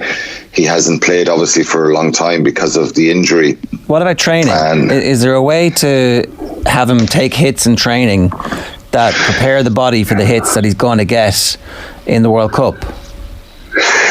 You can replicate it, but it's not the same. I think, of course, there will be the strength and conditioners and the fitness coach Jason Cowman, and obviously the rugby coaches will work on that kind of stuff. He might not have been involved in all 3 games anyway. I think you were an advocate 6 or 8 or 12 months ago about Cotton Wool and Johnny Sexton and get him to the World Cup. Well, it looks like we'll get him to the World Cup now. Maybe that's a positive. But look, I think, you can replicate it. And I think the latter parts of the strength and conditioning stuff and the rugby conditioning has changed dramatically, for me playing for 15 years, from going back right to 96, 97 up to 2011. Each year was changing, evolving, different. You've got to do a lot of down and ups, hitting pads, live tackling, all that kind of stuff, and then with a fitness component into it. So it's just at a different level now, and that probably enables players to be more match ready because they replicate a lot of the rugby stuff in the fitness sessions, if you understand what I mean. Yeah. So look, he's shown before that he can do that. I just think, obviously Romania is an easier start for Ireland, so you'd imagine that's where he'll kind of get his preparation for hopefully the latter parts of the tournament, or the Scotland, the South African game. Tonga obviously is going to be that's no kind of easier way into a match, because they showed last week that on Friday that they beat us on a strong Australian A team, and they have a lot of strong players in the Tongan side. So that's going to be a tricky match for Ireland, a really physical one, but also they're a quality side as well. Do you pick him for that Tonga game now? Does he now have to play every game in the World Cup is the question? Because I don't think so. I think obviously you play him for, and this is, I don't think Ireland will panic about this. I don't think Johnny Sexton will. I think he'll still be, he's capable of being kind of sharp and ready. And as we said, that's down to the training. You do need matches that boost confidence and cohesion, all that kind of stuff. Yes, I think he probably will have some involvement. Obviously it depends what happens with Romania. Does he play the 80 minutes? Does he play 60 minutes and then play, half a match against Tonga? But you can't kind of be chopping and changing just to protect one player and get him right. I think obviously, as I said, the coaches and the fitness people. And listen, Johnny Sexton's the type of guy, I think, again, we've evidence of that he could play against Romania and not be involved in Tonga at all, and then come back for South Africa and be just fine. So he's really important for Ireland. That's the facts of the matter. But who knows how they're all training, you know what I mean, and what's happening behind the scenes.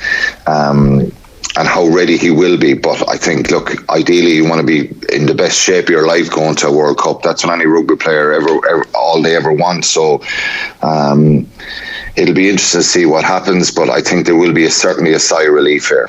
What does it mean for Ross Byrne and Frawley and Crowley? Like, how would you see the game time being split up then for those warm-up games? I don't know, Shane. It's a good bit away. Obviously there's a battle in itself for, if we imagine that for South Africa and Scotland games, and maybe the Tonga game, who's kind of the starting out half, but who's behind them. They have their own battle to deal with.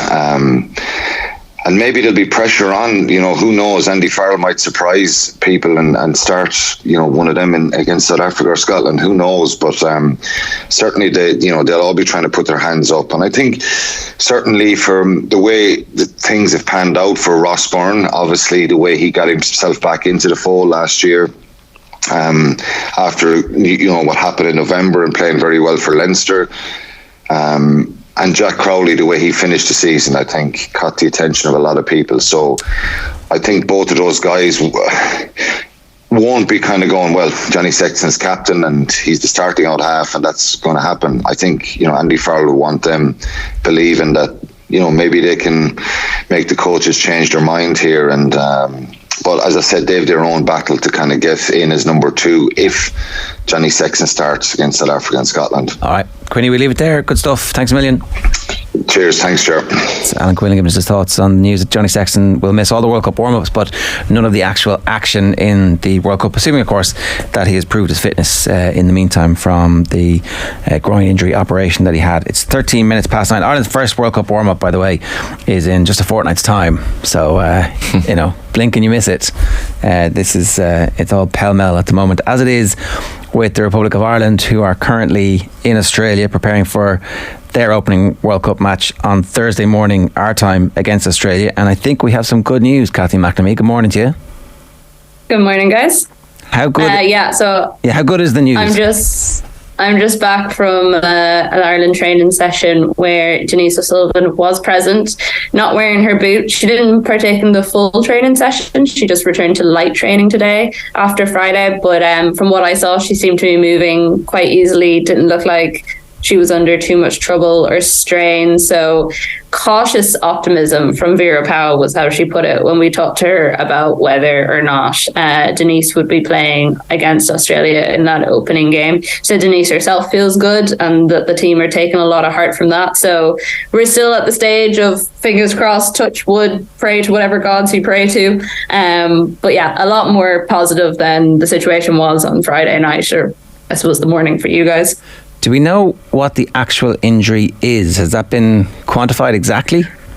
A bruised shin bone is what we've been told. So the initial fear with that was that it was something more, that it was a break or a fracture. And then the scans on Saturday said that wasn't the case. But when we talked to Vera on Saturday morning here in Brisbane, she was also cautious in the sense that sometimes with these sort of injuries, the swelling means that if there is a fracture, no matter how big or small it is, it doesn't show up for a couple of days. So that 48 hours was really important. But now we're past the 48 hours by the training session today, and the fact that she's able to get out on the pitch and return to that light training is a very, very good sign.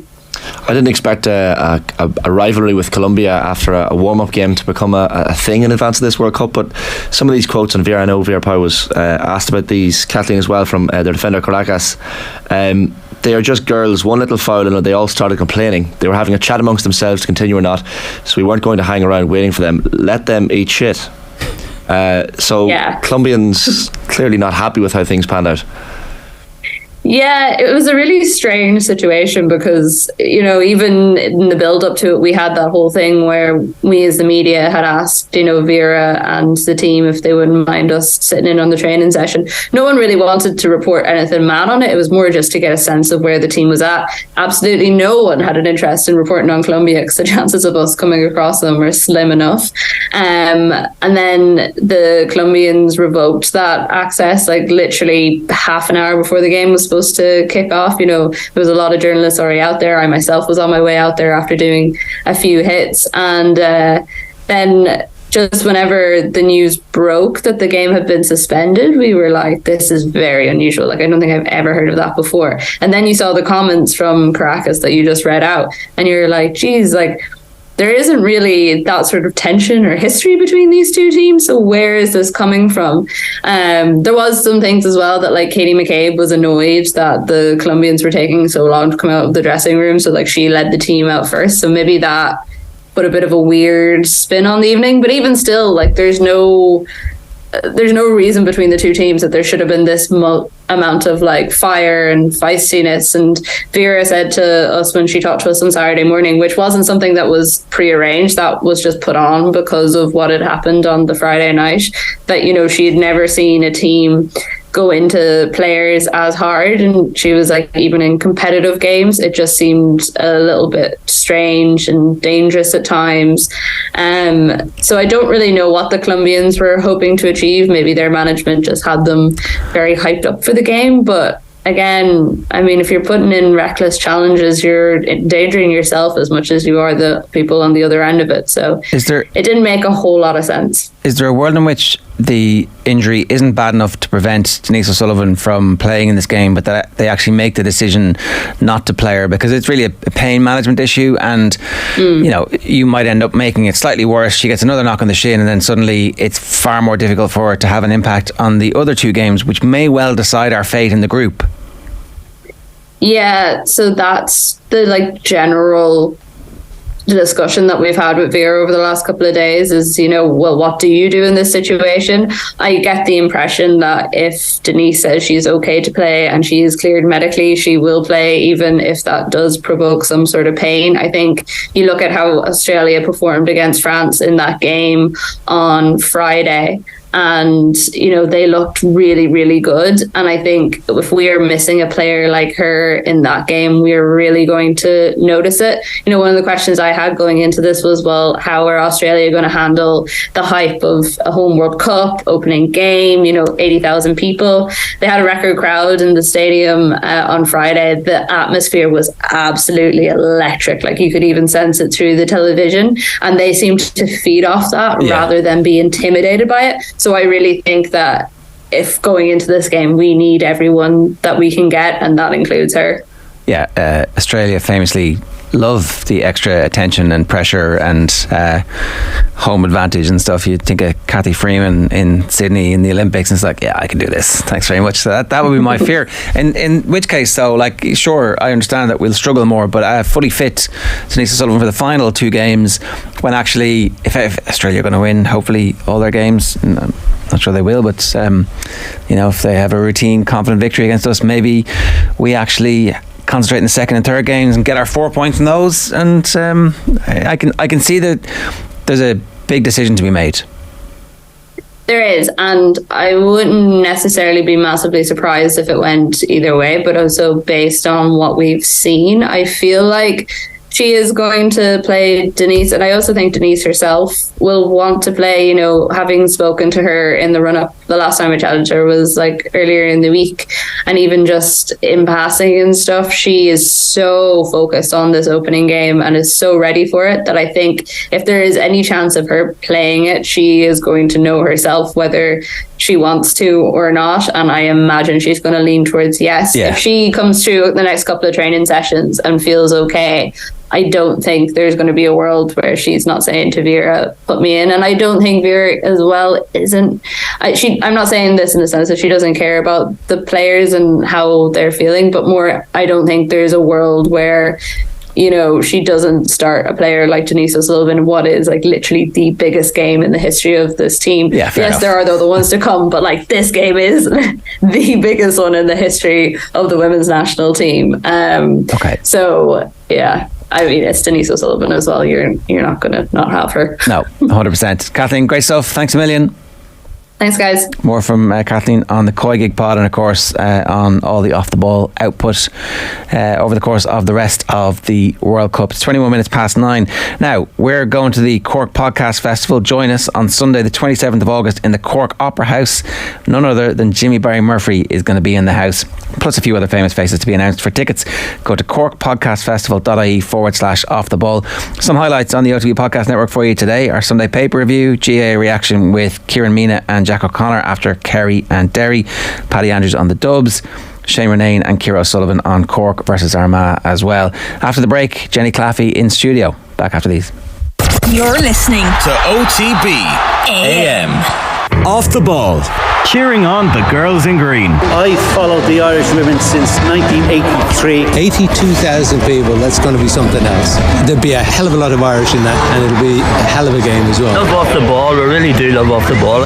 Off the Ball Daily. A home for your favourite podcasts from Off the Ball. The performance rankings, a slight tangent, the crappy quiz, and you had to be there. God, make up ambassador, quiz master.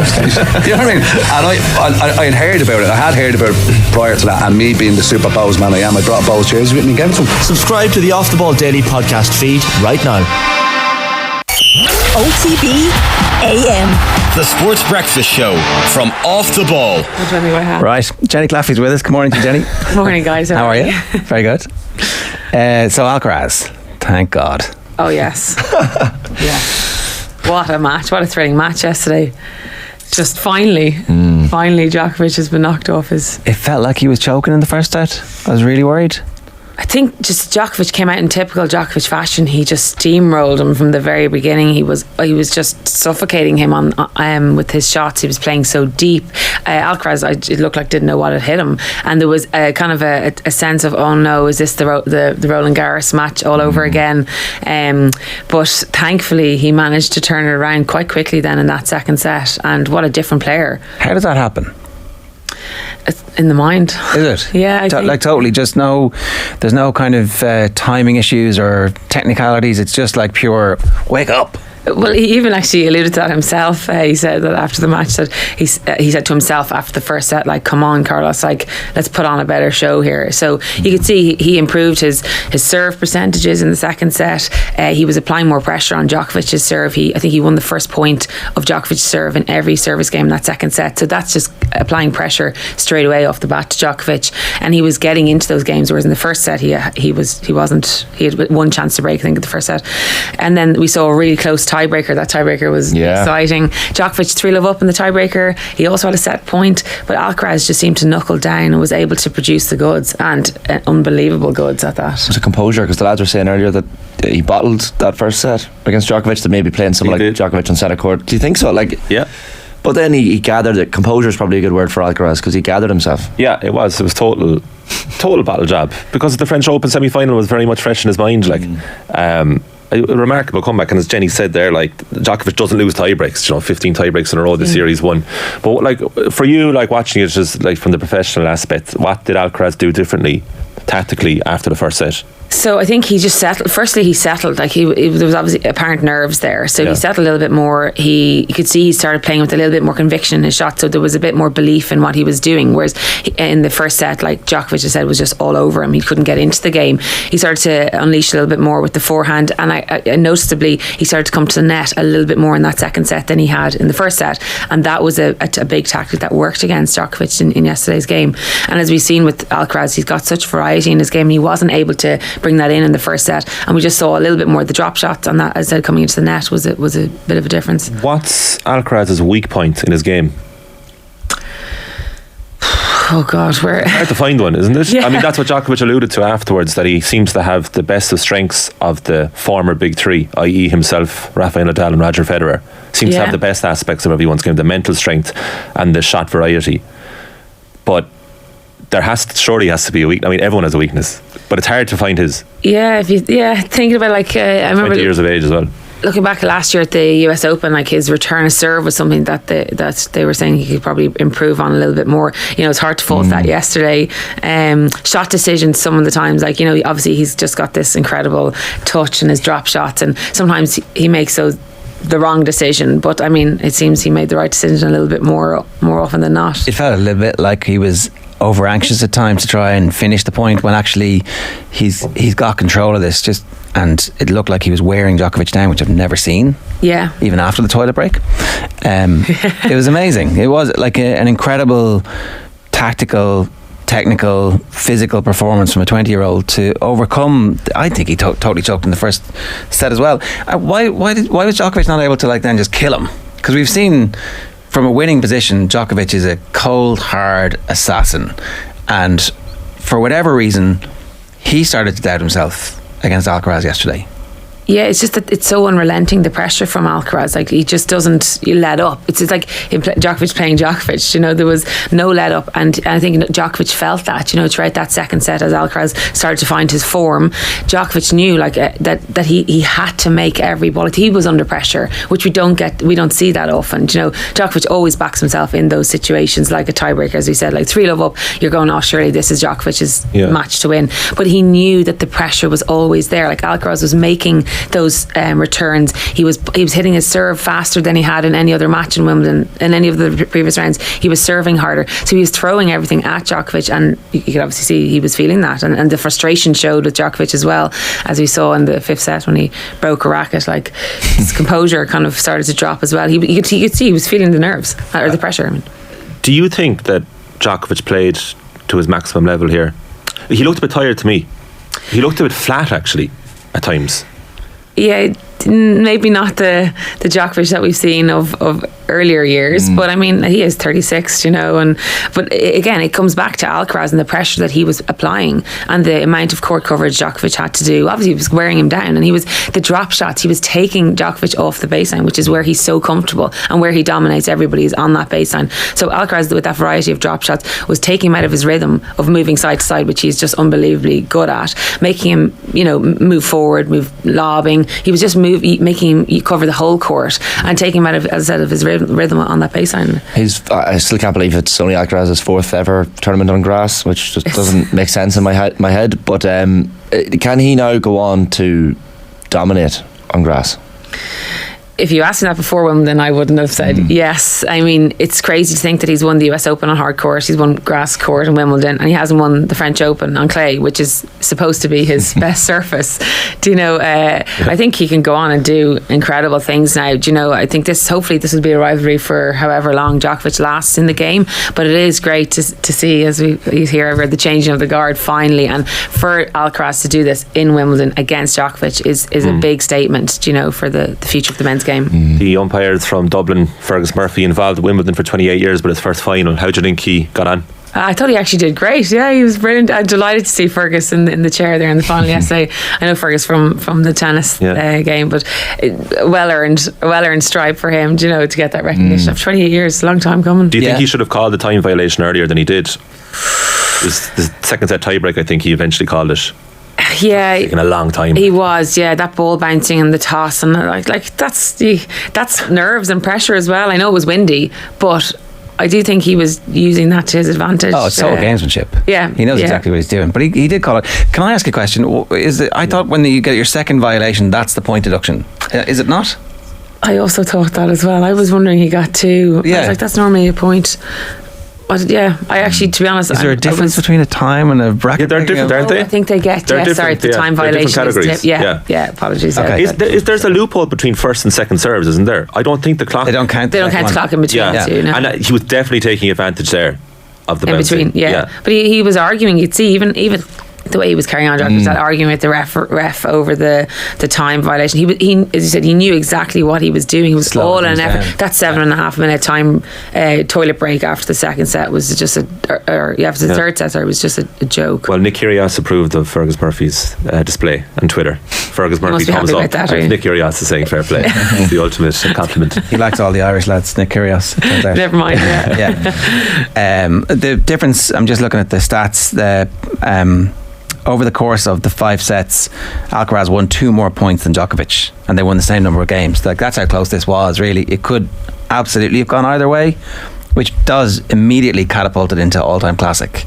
The greatest tennis player of all time being beaten by a 20-year-old in Wimbledon centre court in a 4.5 hour match. It was, if anybody missed it, go back and watch it. Like, this is all-time great stuff. Yeah, definitely. It was definitely worth the watch. Like, it was a thrilling match, but it kind of ebbed and flowed. Like, if you look at the scoreline, 6-1 to Djokovic, and then 7-6. That second set was so tight. The third set, we had that 26-minute game in the third set, which that was unbelievable. The tennis in that game, and that set the tone then for the rest of the third set. I think Djokovic almost not quite tanked, but like he started just serving and volleying and wasn't he kind of was maybe conserving energy for that fourth set, and then he had that tactical timeout there, which then changed, I think, altered the momentum of the fourth set. Yeah, and then that fifth set, Alcaraz was steely. Alcaraz was what we would call say Djokovic was like. Yeah. He was just unbelievable with his return game.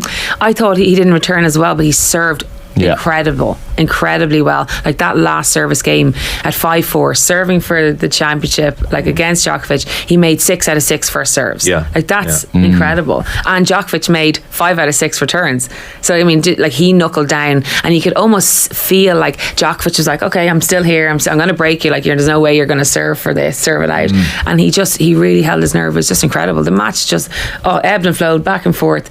You never can count Djokovic out, but I really didn't. I'm still in shock that Alcaraz won that match. I totally because Djokovic made 2 unforced errors in the first set. 2. He made 13 in the second. But he had as you say, set point in that second set tiebreak, and 2 backhands into the net.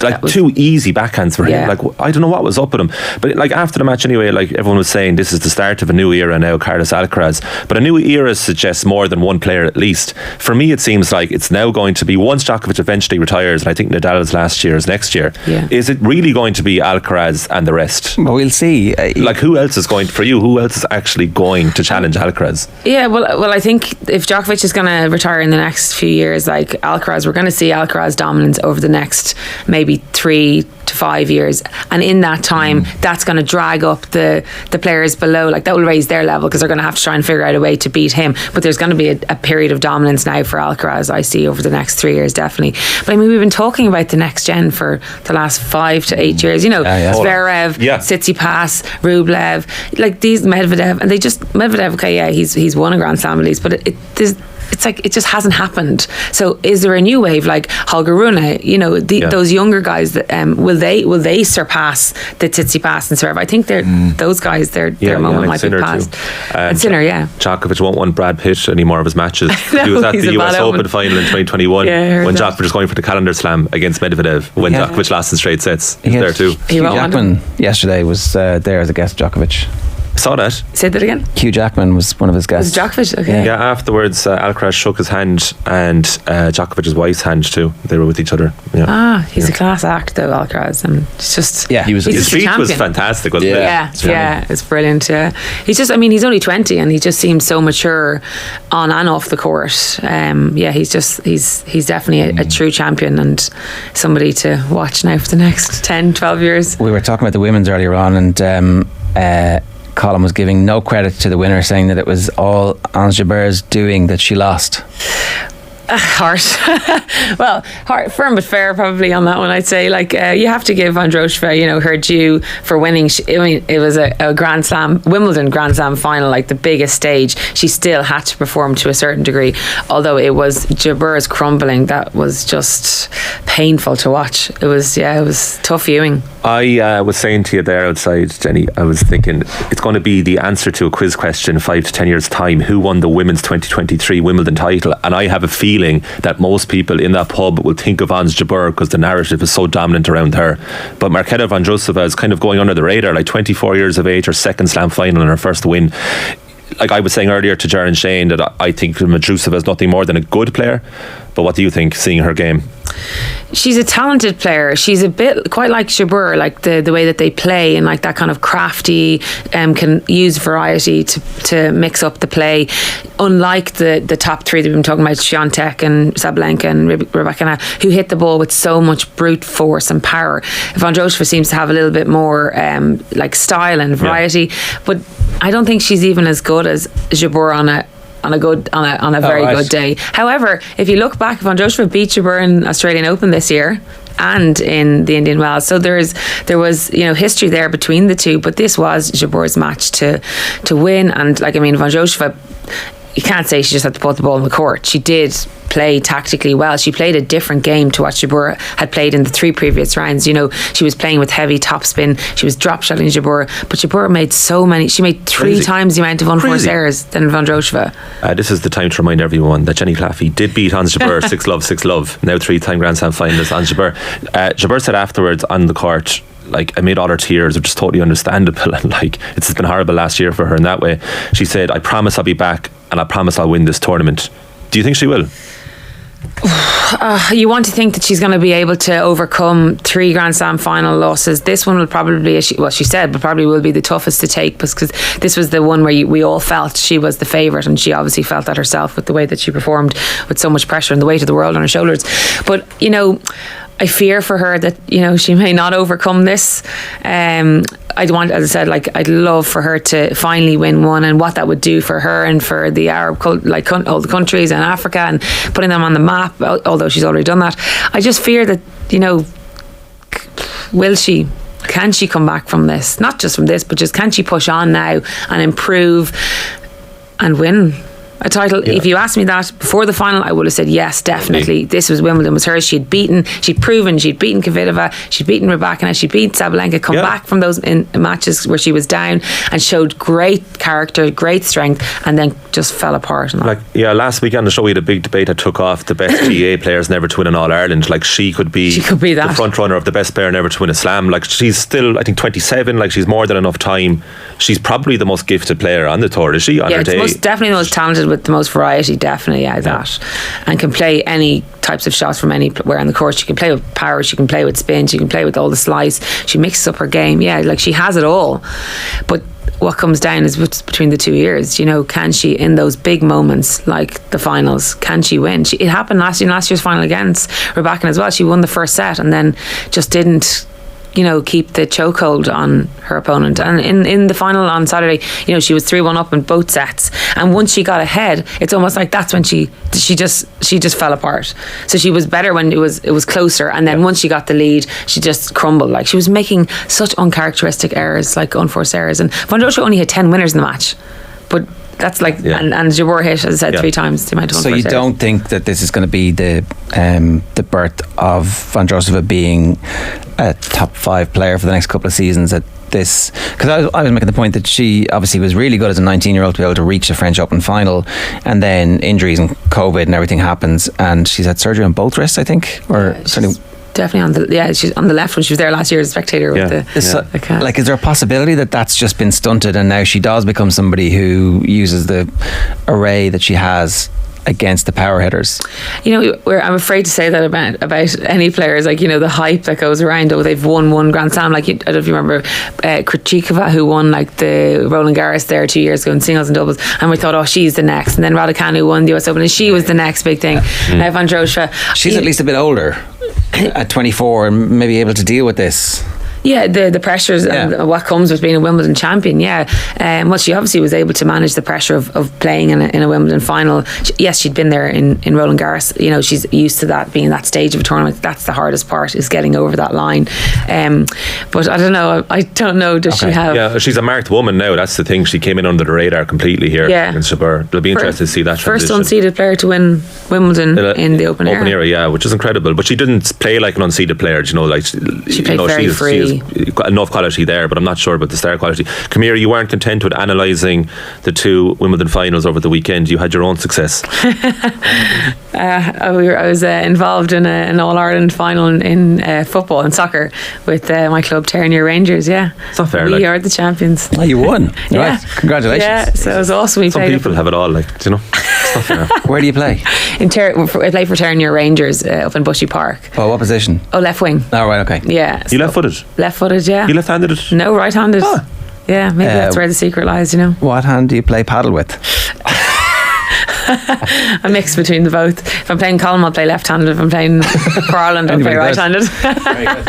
And are you going to the Olympics? What's the crack? How does that work? Yeah, so with paddle, for next year in Paris, it's not officially a sport, but they are there's talk about like doing another like showcase event of paddle. So I could potentially be going to the Olympics, but not winning a medal. But let's see. Anyway, maybe 2028 in LA, it'll be in the Olympics, and we'll see where my paddle career goes. Right. Okay. It's sickening, isn't it? Tough at the top. Yeah, Jesus, well done. Right, we must talk to you about the paddle again properly, because I haven't chatted to you about it, but it's an incredible explosion in the popularity of the sport. Yeah, it's been amazing. It's the fastest growing sport in the world at the moment. It's taken off here. It's just, it's taken off in Ireland, but we just don't have enough courts for the demand that's there. So, and then by the end of the year, we'll have double the amount of courts there. So it should be 50 paddle courts. So I know we're way over time. It has to be doubles, is it? Paddle. Doubles has, yeah. So it'll always be doubles. So you and me versus. Oh, now we're on the same side. Yeah. Okay, let's do it. Up in Bushy Park. Let's do it. You get the Olympian / yeah. That doesn't sound right. That sounds fair. Yeah. Adrian's all talk. We'll see what happens. All right. No cameras. Okay, on tomorrow's show, James Tracy, Malachy O'Rourke, all the reactions to the weekend's football, World Cup build-up, and we'll do some transfer news to get the Man United fans excited about the signing of Onana, I promise. Right now, the best of the Sunday pay-per-view. Have a marvellous Monday. Jenny, thanks. Thanks very much. For that, Colm O'Rourke and me, the Tailteann Cup champions. Joe Brawley writing about it here on page 2 of the Sunday Independent. He notes that Colm O'Rourke conducted his, son, to be fair, of his post-match interview in Latin when he was asked how Meath would celebrate. He said, "Nunc est bibendum," which means now is the time for drinking. And he pays tribute to O'Rourke as a man who'd been written off as a bit of a dinosaur pre-game, not least next to Conor Laverty, who Brawley says is a thoroughly modern coach, expert in the blanket defensive counter-attacking system against Colm. A dinosaur hopelessly lost in the helter-skelter of the 80s, 90s. But Brawley basically says that O'Rourke has a certain trust in his players to be brave. Like Brian Cody, he trusts his players, he treats them as adults. And Brawley, who has talked about this kind of thing ad nauseum, really, the endless rehearsal and constant instruction which creates fear is replaced by Colm O'Rourke with an encouragement to go out and give life a bloody go. So in this second half, they played brilliantly, thrilling football, all adventure, long kicking, dramatic, high catching, points from distance. Jack Flynn scored 4 monstrous points high up over the block, reminiscent of a young Colm O'Rourke. No greater compliment will ever be paid to the boy. So that's his general sense of O'Rourke. Just a big tribute to the dinosaur who actually knows a thing or two. I'm not sure who. I'm not sure who on the team last night in the paper came up with the headline "O'Rourke fluent in the language of football." But obviously, Colm was a columnist for us for many years, 30 years or so, and that sums him up perfectly. He eats, sleeps, and breathes football, but he does it slightly differently, I think, and he has been portrayed a little bit as a dinosaur. And actually, Joe was meant to be writing a piece about solely focused on the Dublin match last night, but he rang and said that he'd like to do a little bit about Colm as well, which was fine.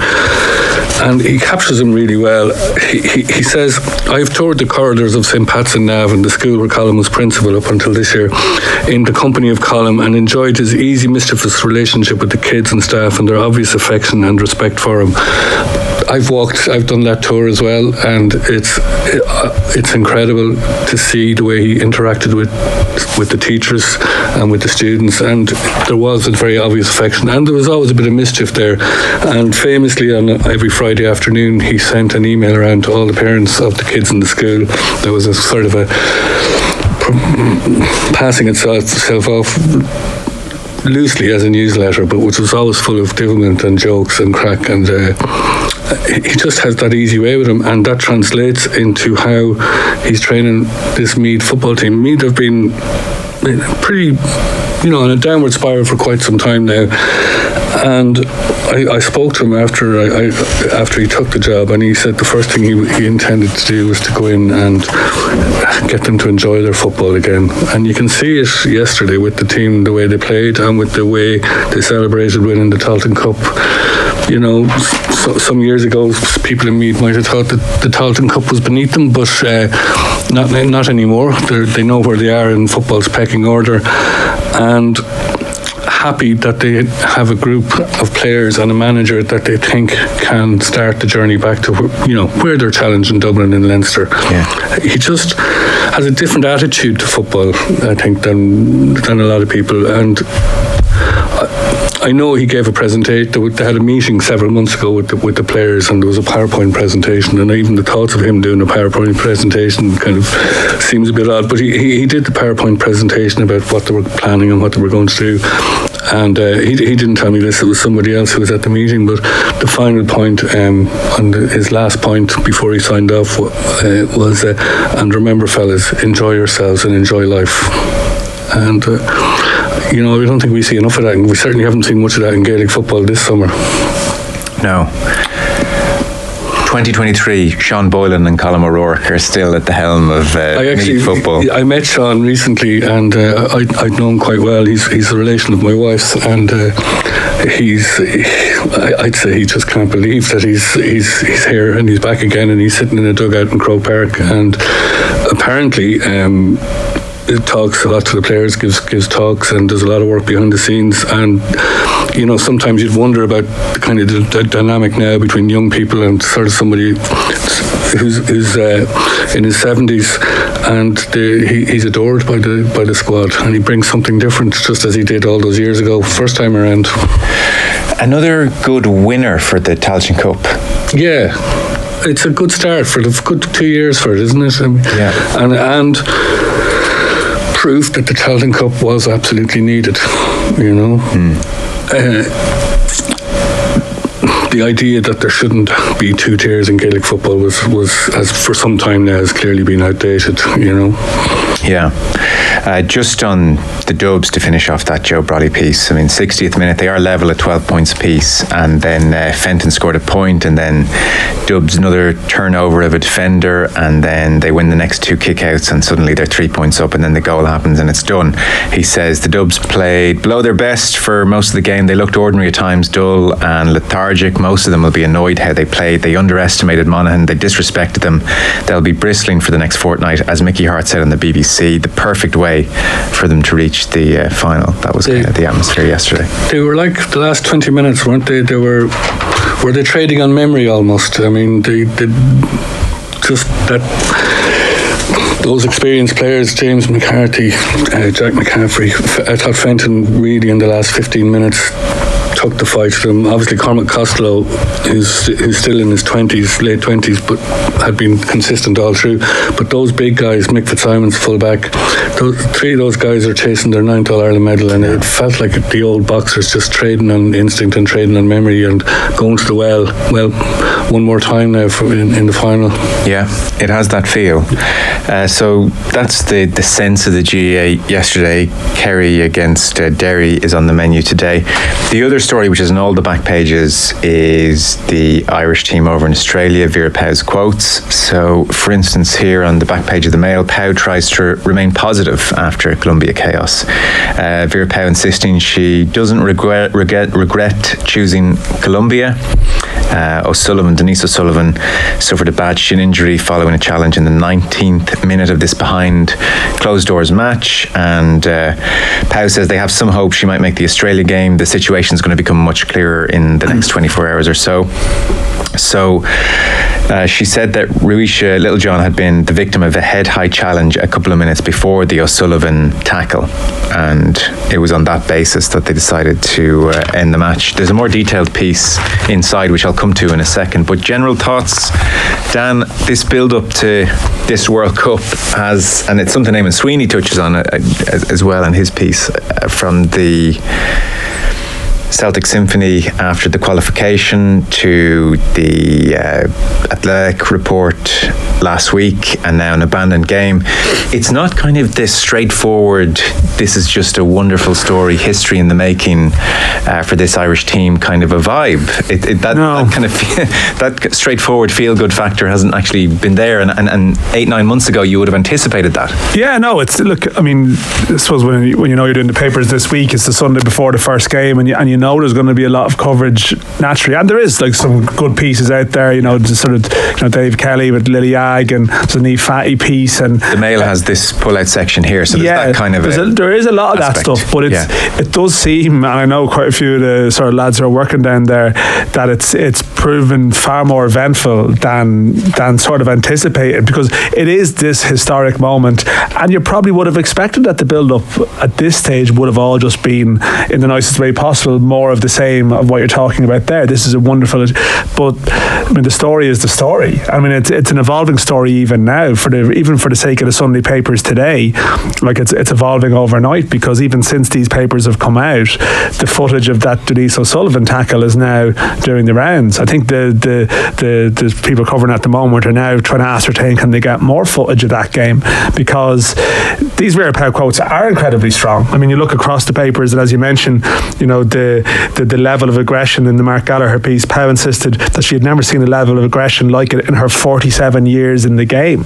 And there's Paul Rowan profile of Vera Pauw, I mean, which again sort of sketches out the colourful football life that she has lived, and she's seen a lot of things in the football world and has been in a lot of sort of fraught situations. And you know, across the paper she's talking about, you know, the Little John challenge like nothing she's ever seen before. But since this has happened, I presume the Colombians at a point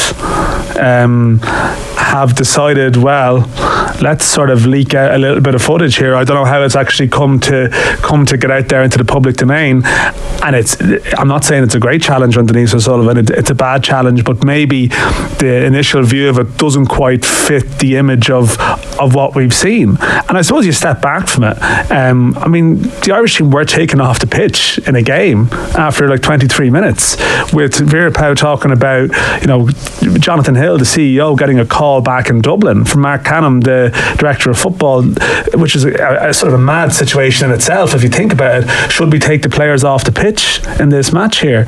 So, I mean, in terms of a preparation for a tournament, I'm not going to say it's disastrous, right? But it's definitely bumpy. A really bumpy road, because anyone who's watched the team will know that O'Sullivan is, you know, she's their best player, their most creative player, and you know, along with Katie McCabe, but O'Sullivan is the heartbeat of the team, really. And you see, I think it was the Mirror, I think, have a photograph of her in a protective boot, and it's like concerning. But there's probably a story around it now too that you could do without.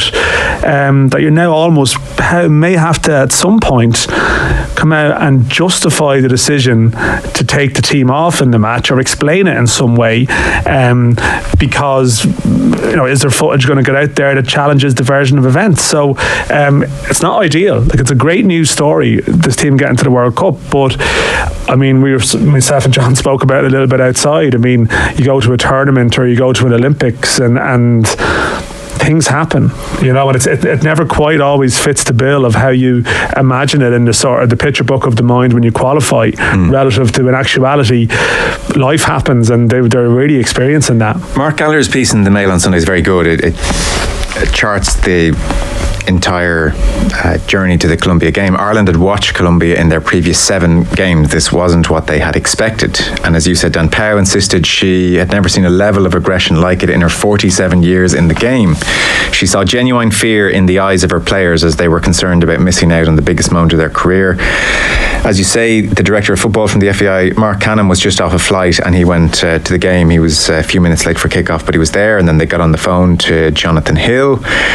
As for the Colombians, they are not best pleased with how they've been portrayed. Their defender, Daniela Caracas, has suggested in a now notorious social media post that the Irish were little girls, and she said, let them eat SH1T.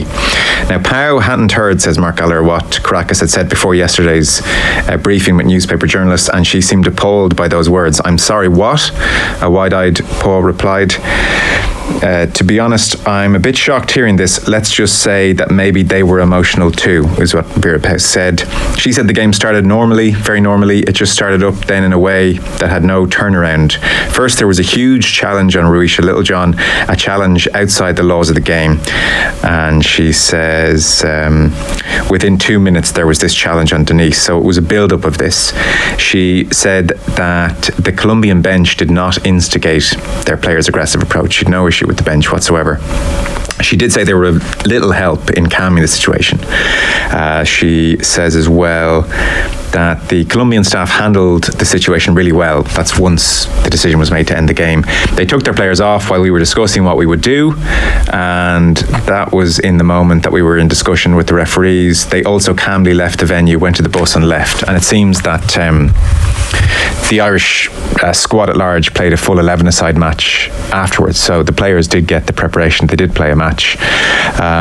It was to ensure the few moments of madness, says Mark Gallagher here, didn't disturb preparation for Thursday's clash in Sydney with the Matildas. It remains to be seen just what the consequences will be of Friday's events on the World Cup. The reason the footage hasn't been uploaded is there's no obligation to do so because the match didn't conclude. So that's where we are. And look, it was put to Pow that players have had rough treatment before, not least O'Sullivan and McCabe, and she says it's not comparable. This was far worse. The Irish players have their first day off today since arriving in Brisbane, and Mark Gallagher says the sense was that they'll need it given the toll that the past 36 hours might have taken.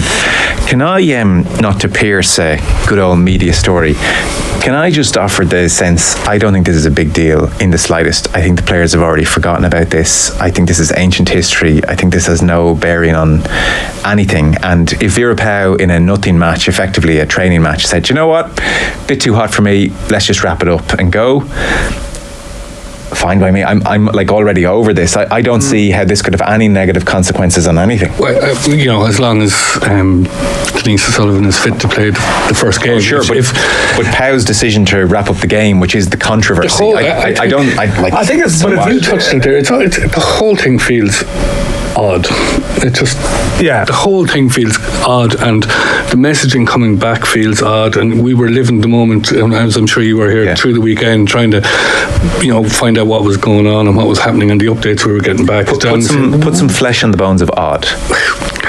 The journalists were allowed to go to the game, and then they got there and they were locked out, and then the game starts, and then it's abandoned after 19 minutes or 23 minutes, and there was 2 yellow cards or there wasn't. There was a bad tackle, and then you look at the footage, and you almost had this, as I said to you before we started, it was almost, we had this image in our heads of somebody coming hurtling through the air, flying with a dangerous tackle. It looks like there was a bit of a tackle, and a foot looks like it might have been left in. But very much within the norms of a game of football tackle. I'm a manager. It's a few days beforehand, and I say, she's after getting injured. I don't want any more injuries. Let's just call this now. This actually isn't going to do what I wanted it to do. So it's better we just have a training session. So what? That's a good idea. Yeah. Let's do that. And a lot of the problem to me, coming at this from a media and trying to decipher it, or for Dan, is the lack of information. Almost there was a picture going around of somebody took of her wearing a moon boot in the hotel that maybe shouldn't have been taken or maybe should have been taken. They don't want it out. They do want it out. Just tell us what's happening, draw a line under it, and move on to the next thing. But instead it's just been this drip, drip, drip, drip, and it all goes to make something that's not that extraordinary into something that appears to be extraordinary. And the only thing we really care about is our best or second best player injured for Thursday or not, or has she a chance of making it or doesn't she? That's really all we want to know. I think, Joe, I wouldn't downplay it too much in the sense of, I know what you're saying about the noise around it, but Vera Pauw's whole reputation is around being very meticulous in terms of her preparation. Like this World Cup, this is a World Cup plan that's been sketched out from months back.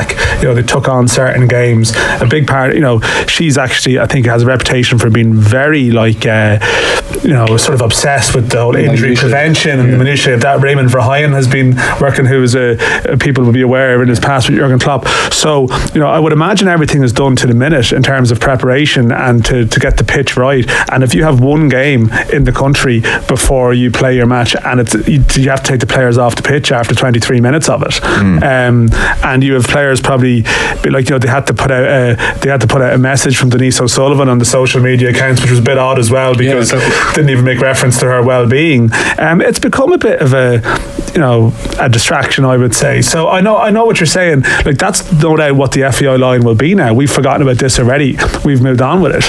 But we'll see. We'll see. So there's a history of Ireland in major tournaments as well. But you can't bring that in. No, you're not. You've jumped in before I finished my sentence. All right. Can I finish it? Do you know what I was going to say there? I was talking about playing players with injuries.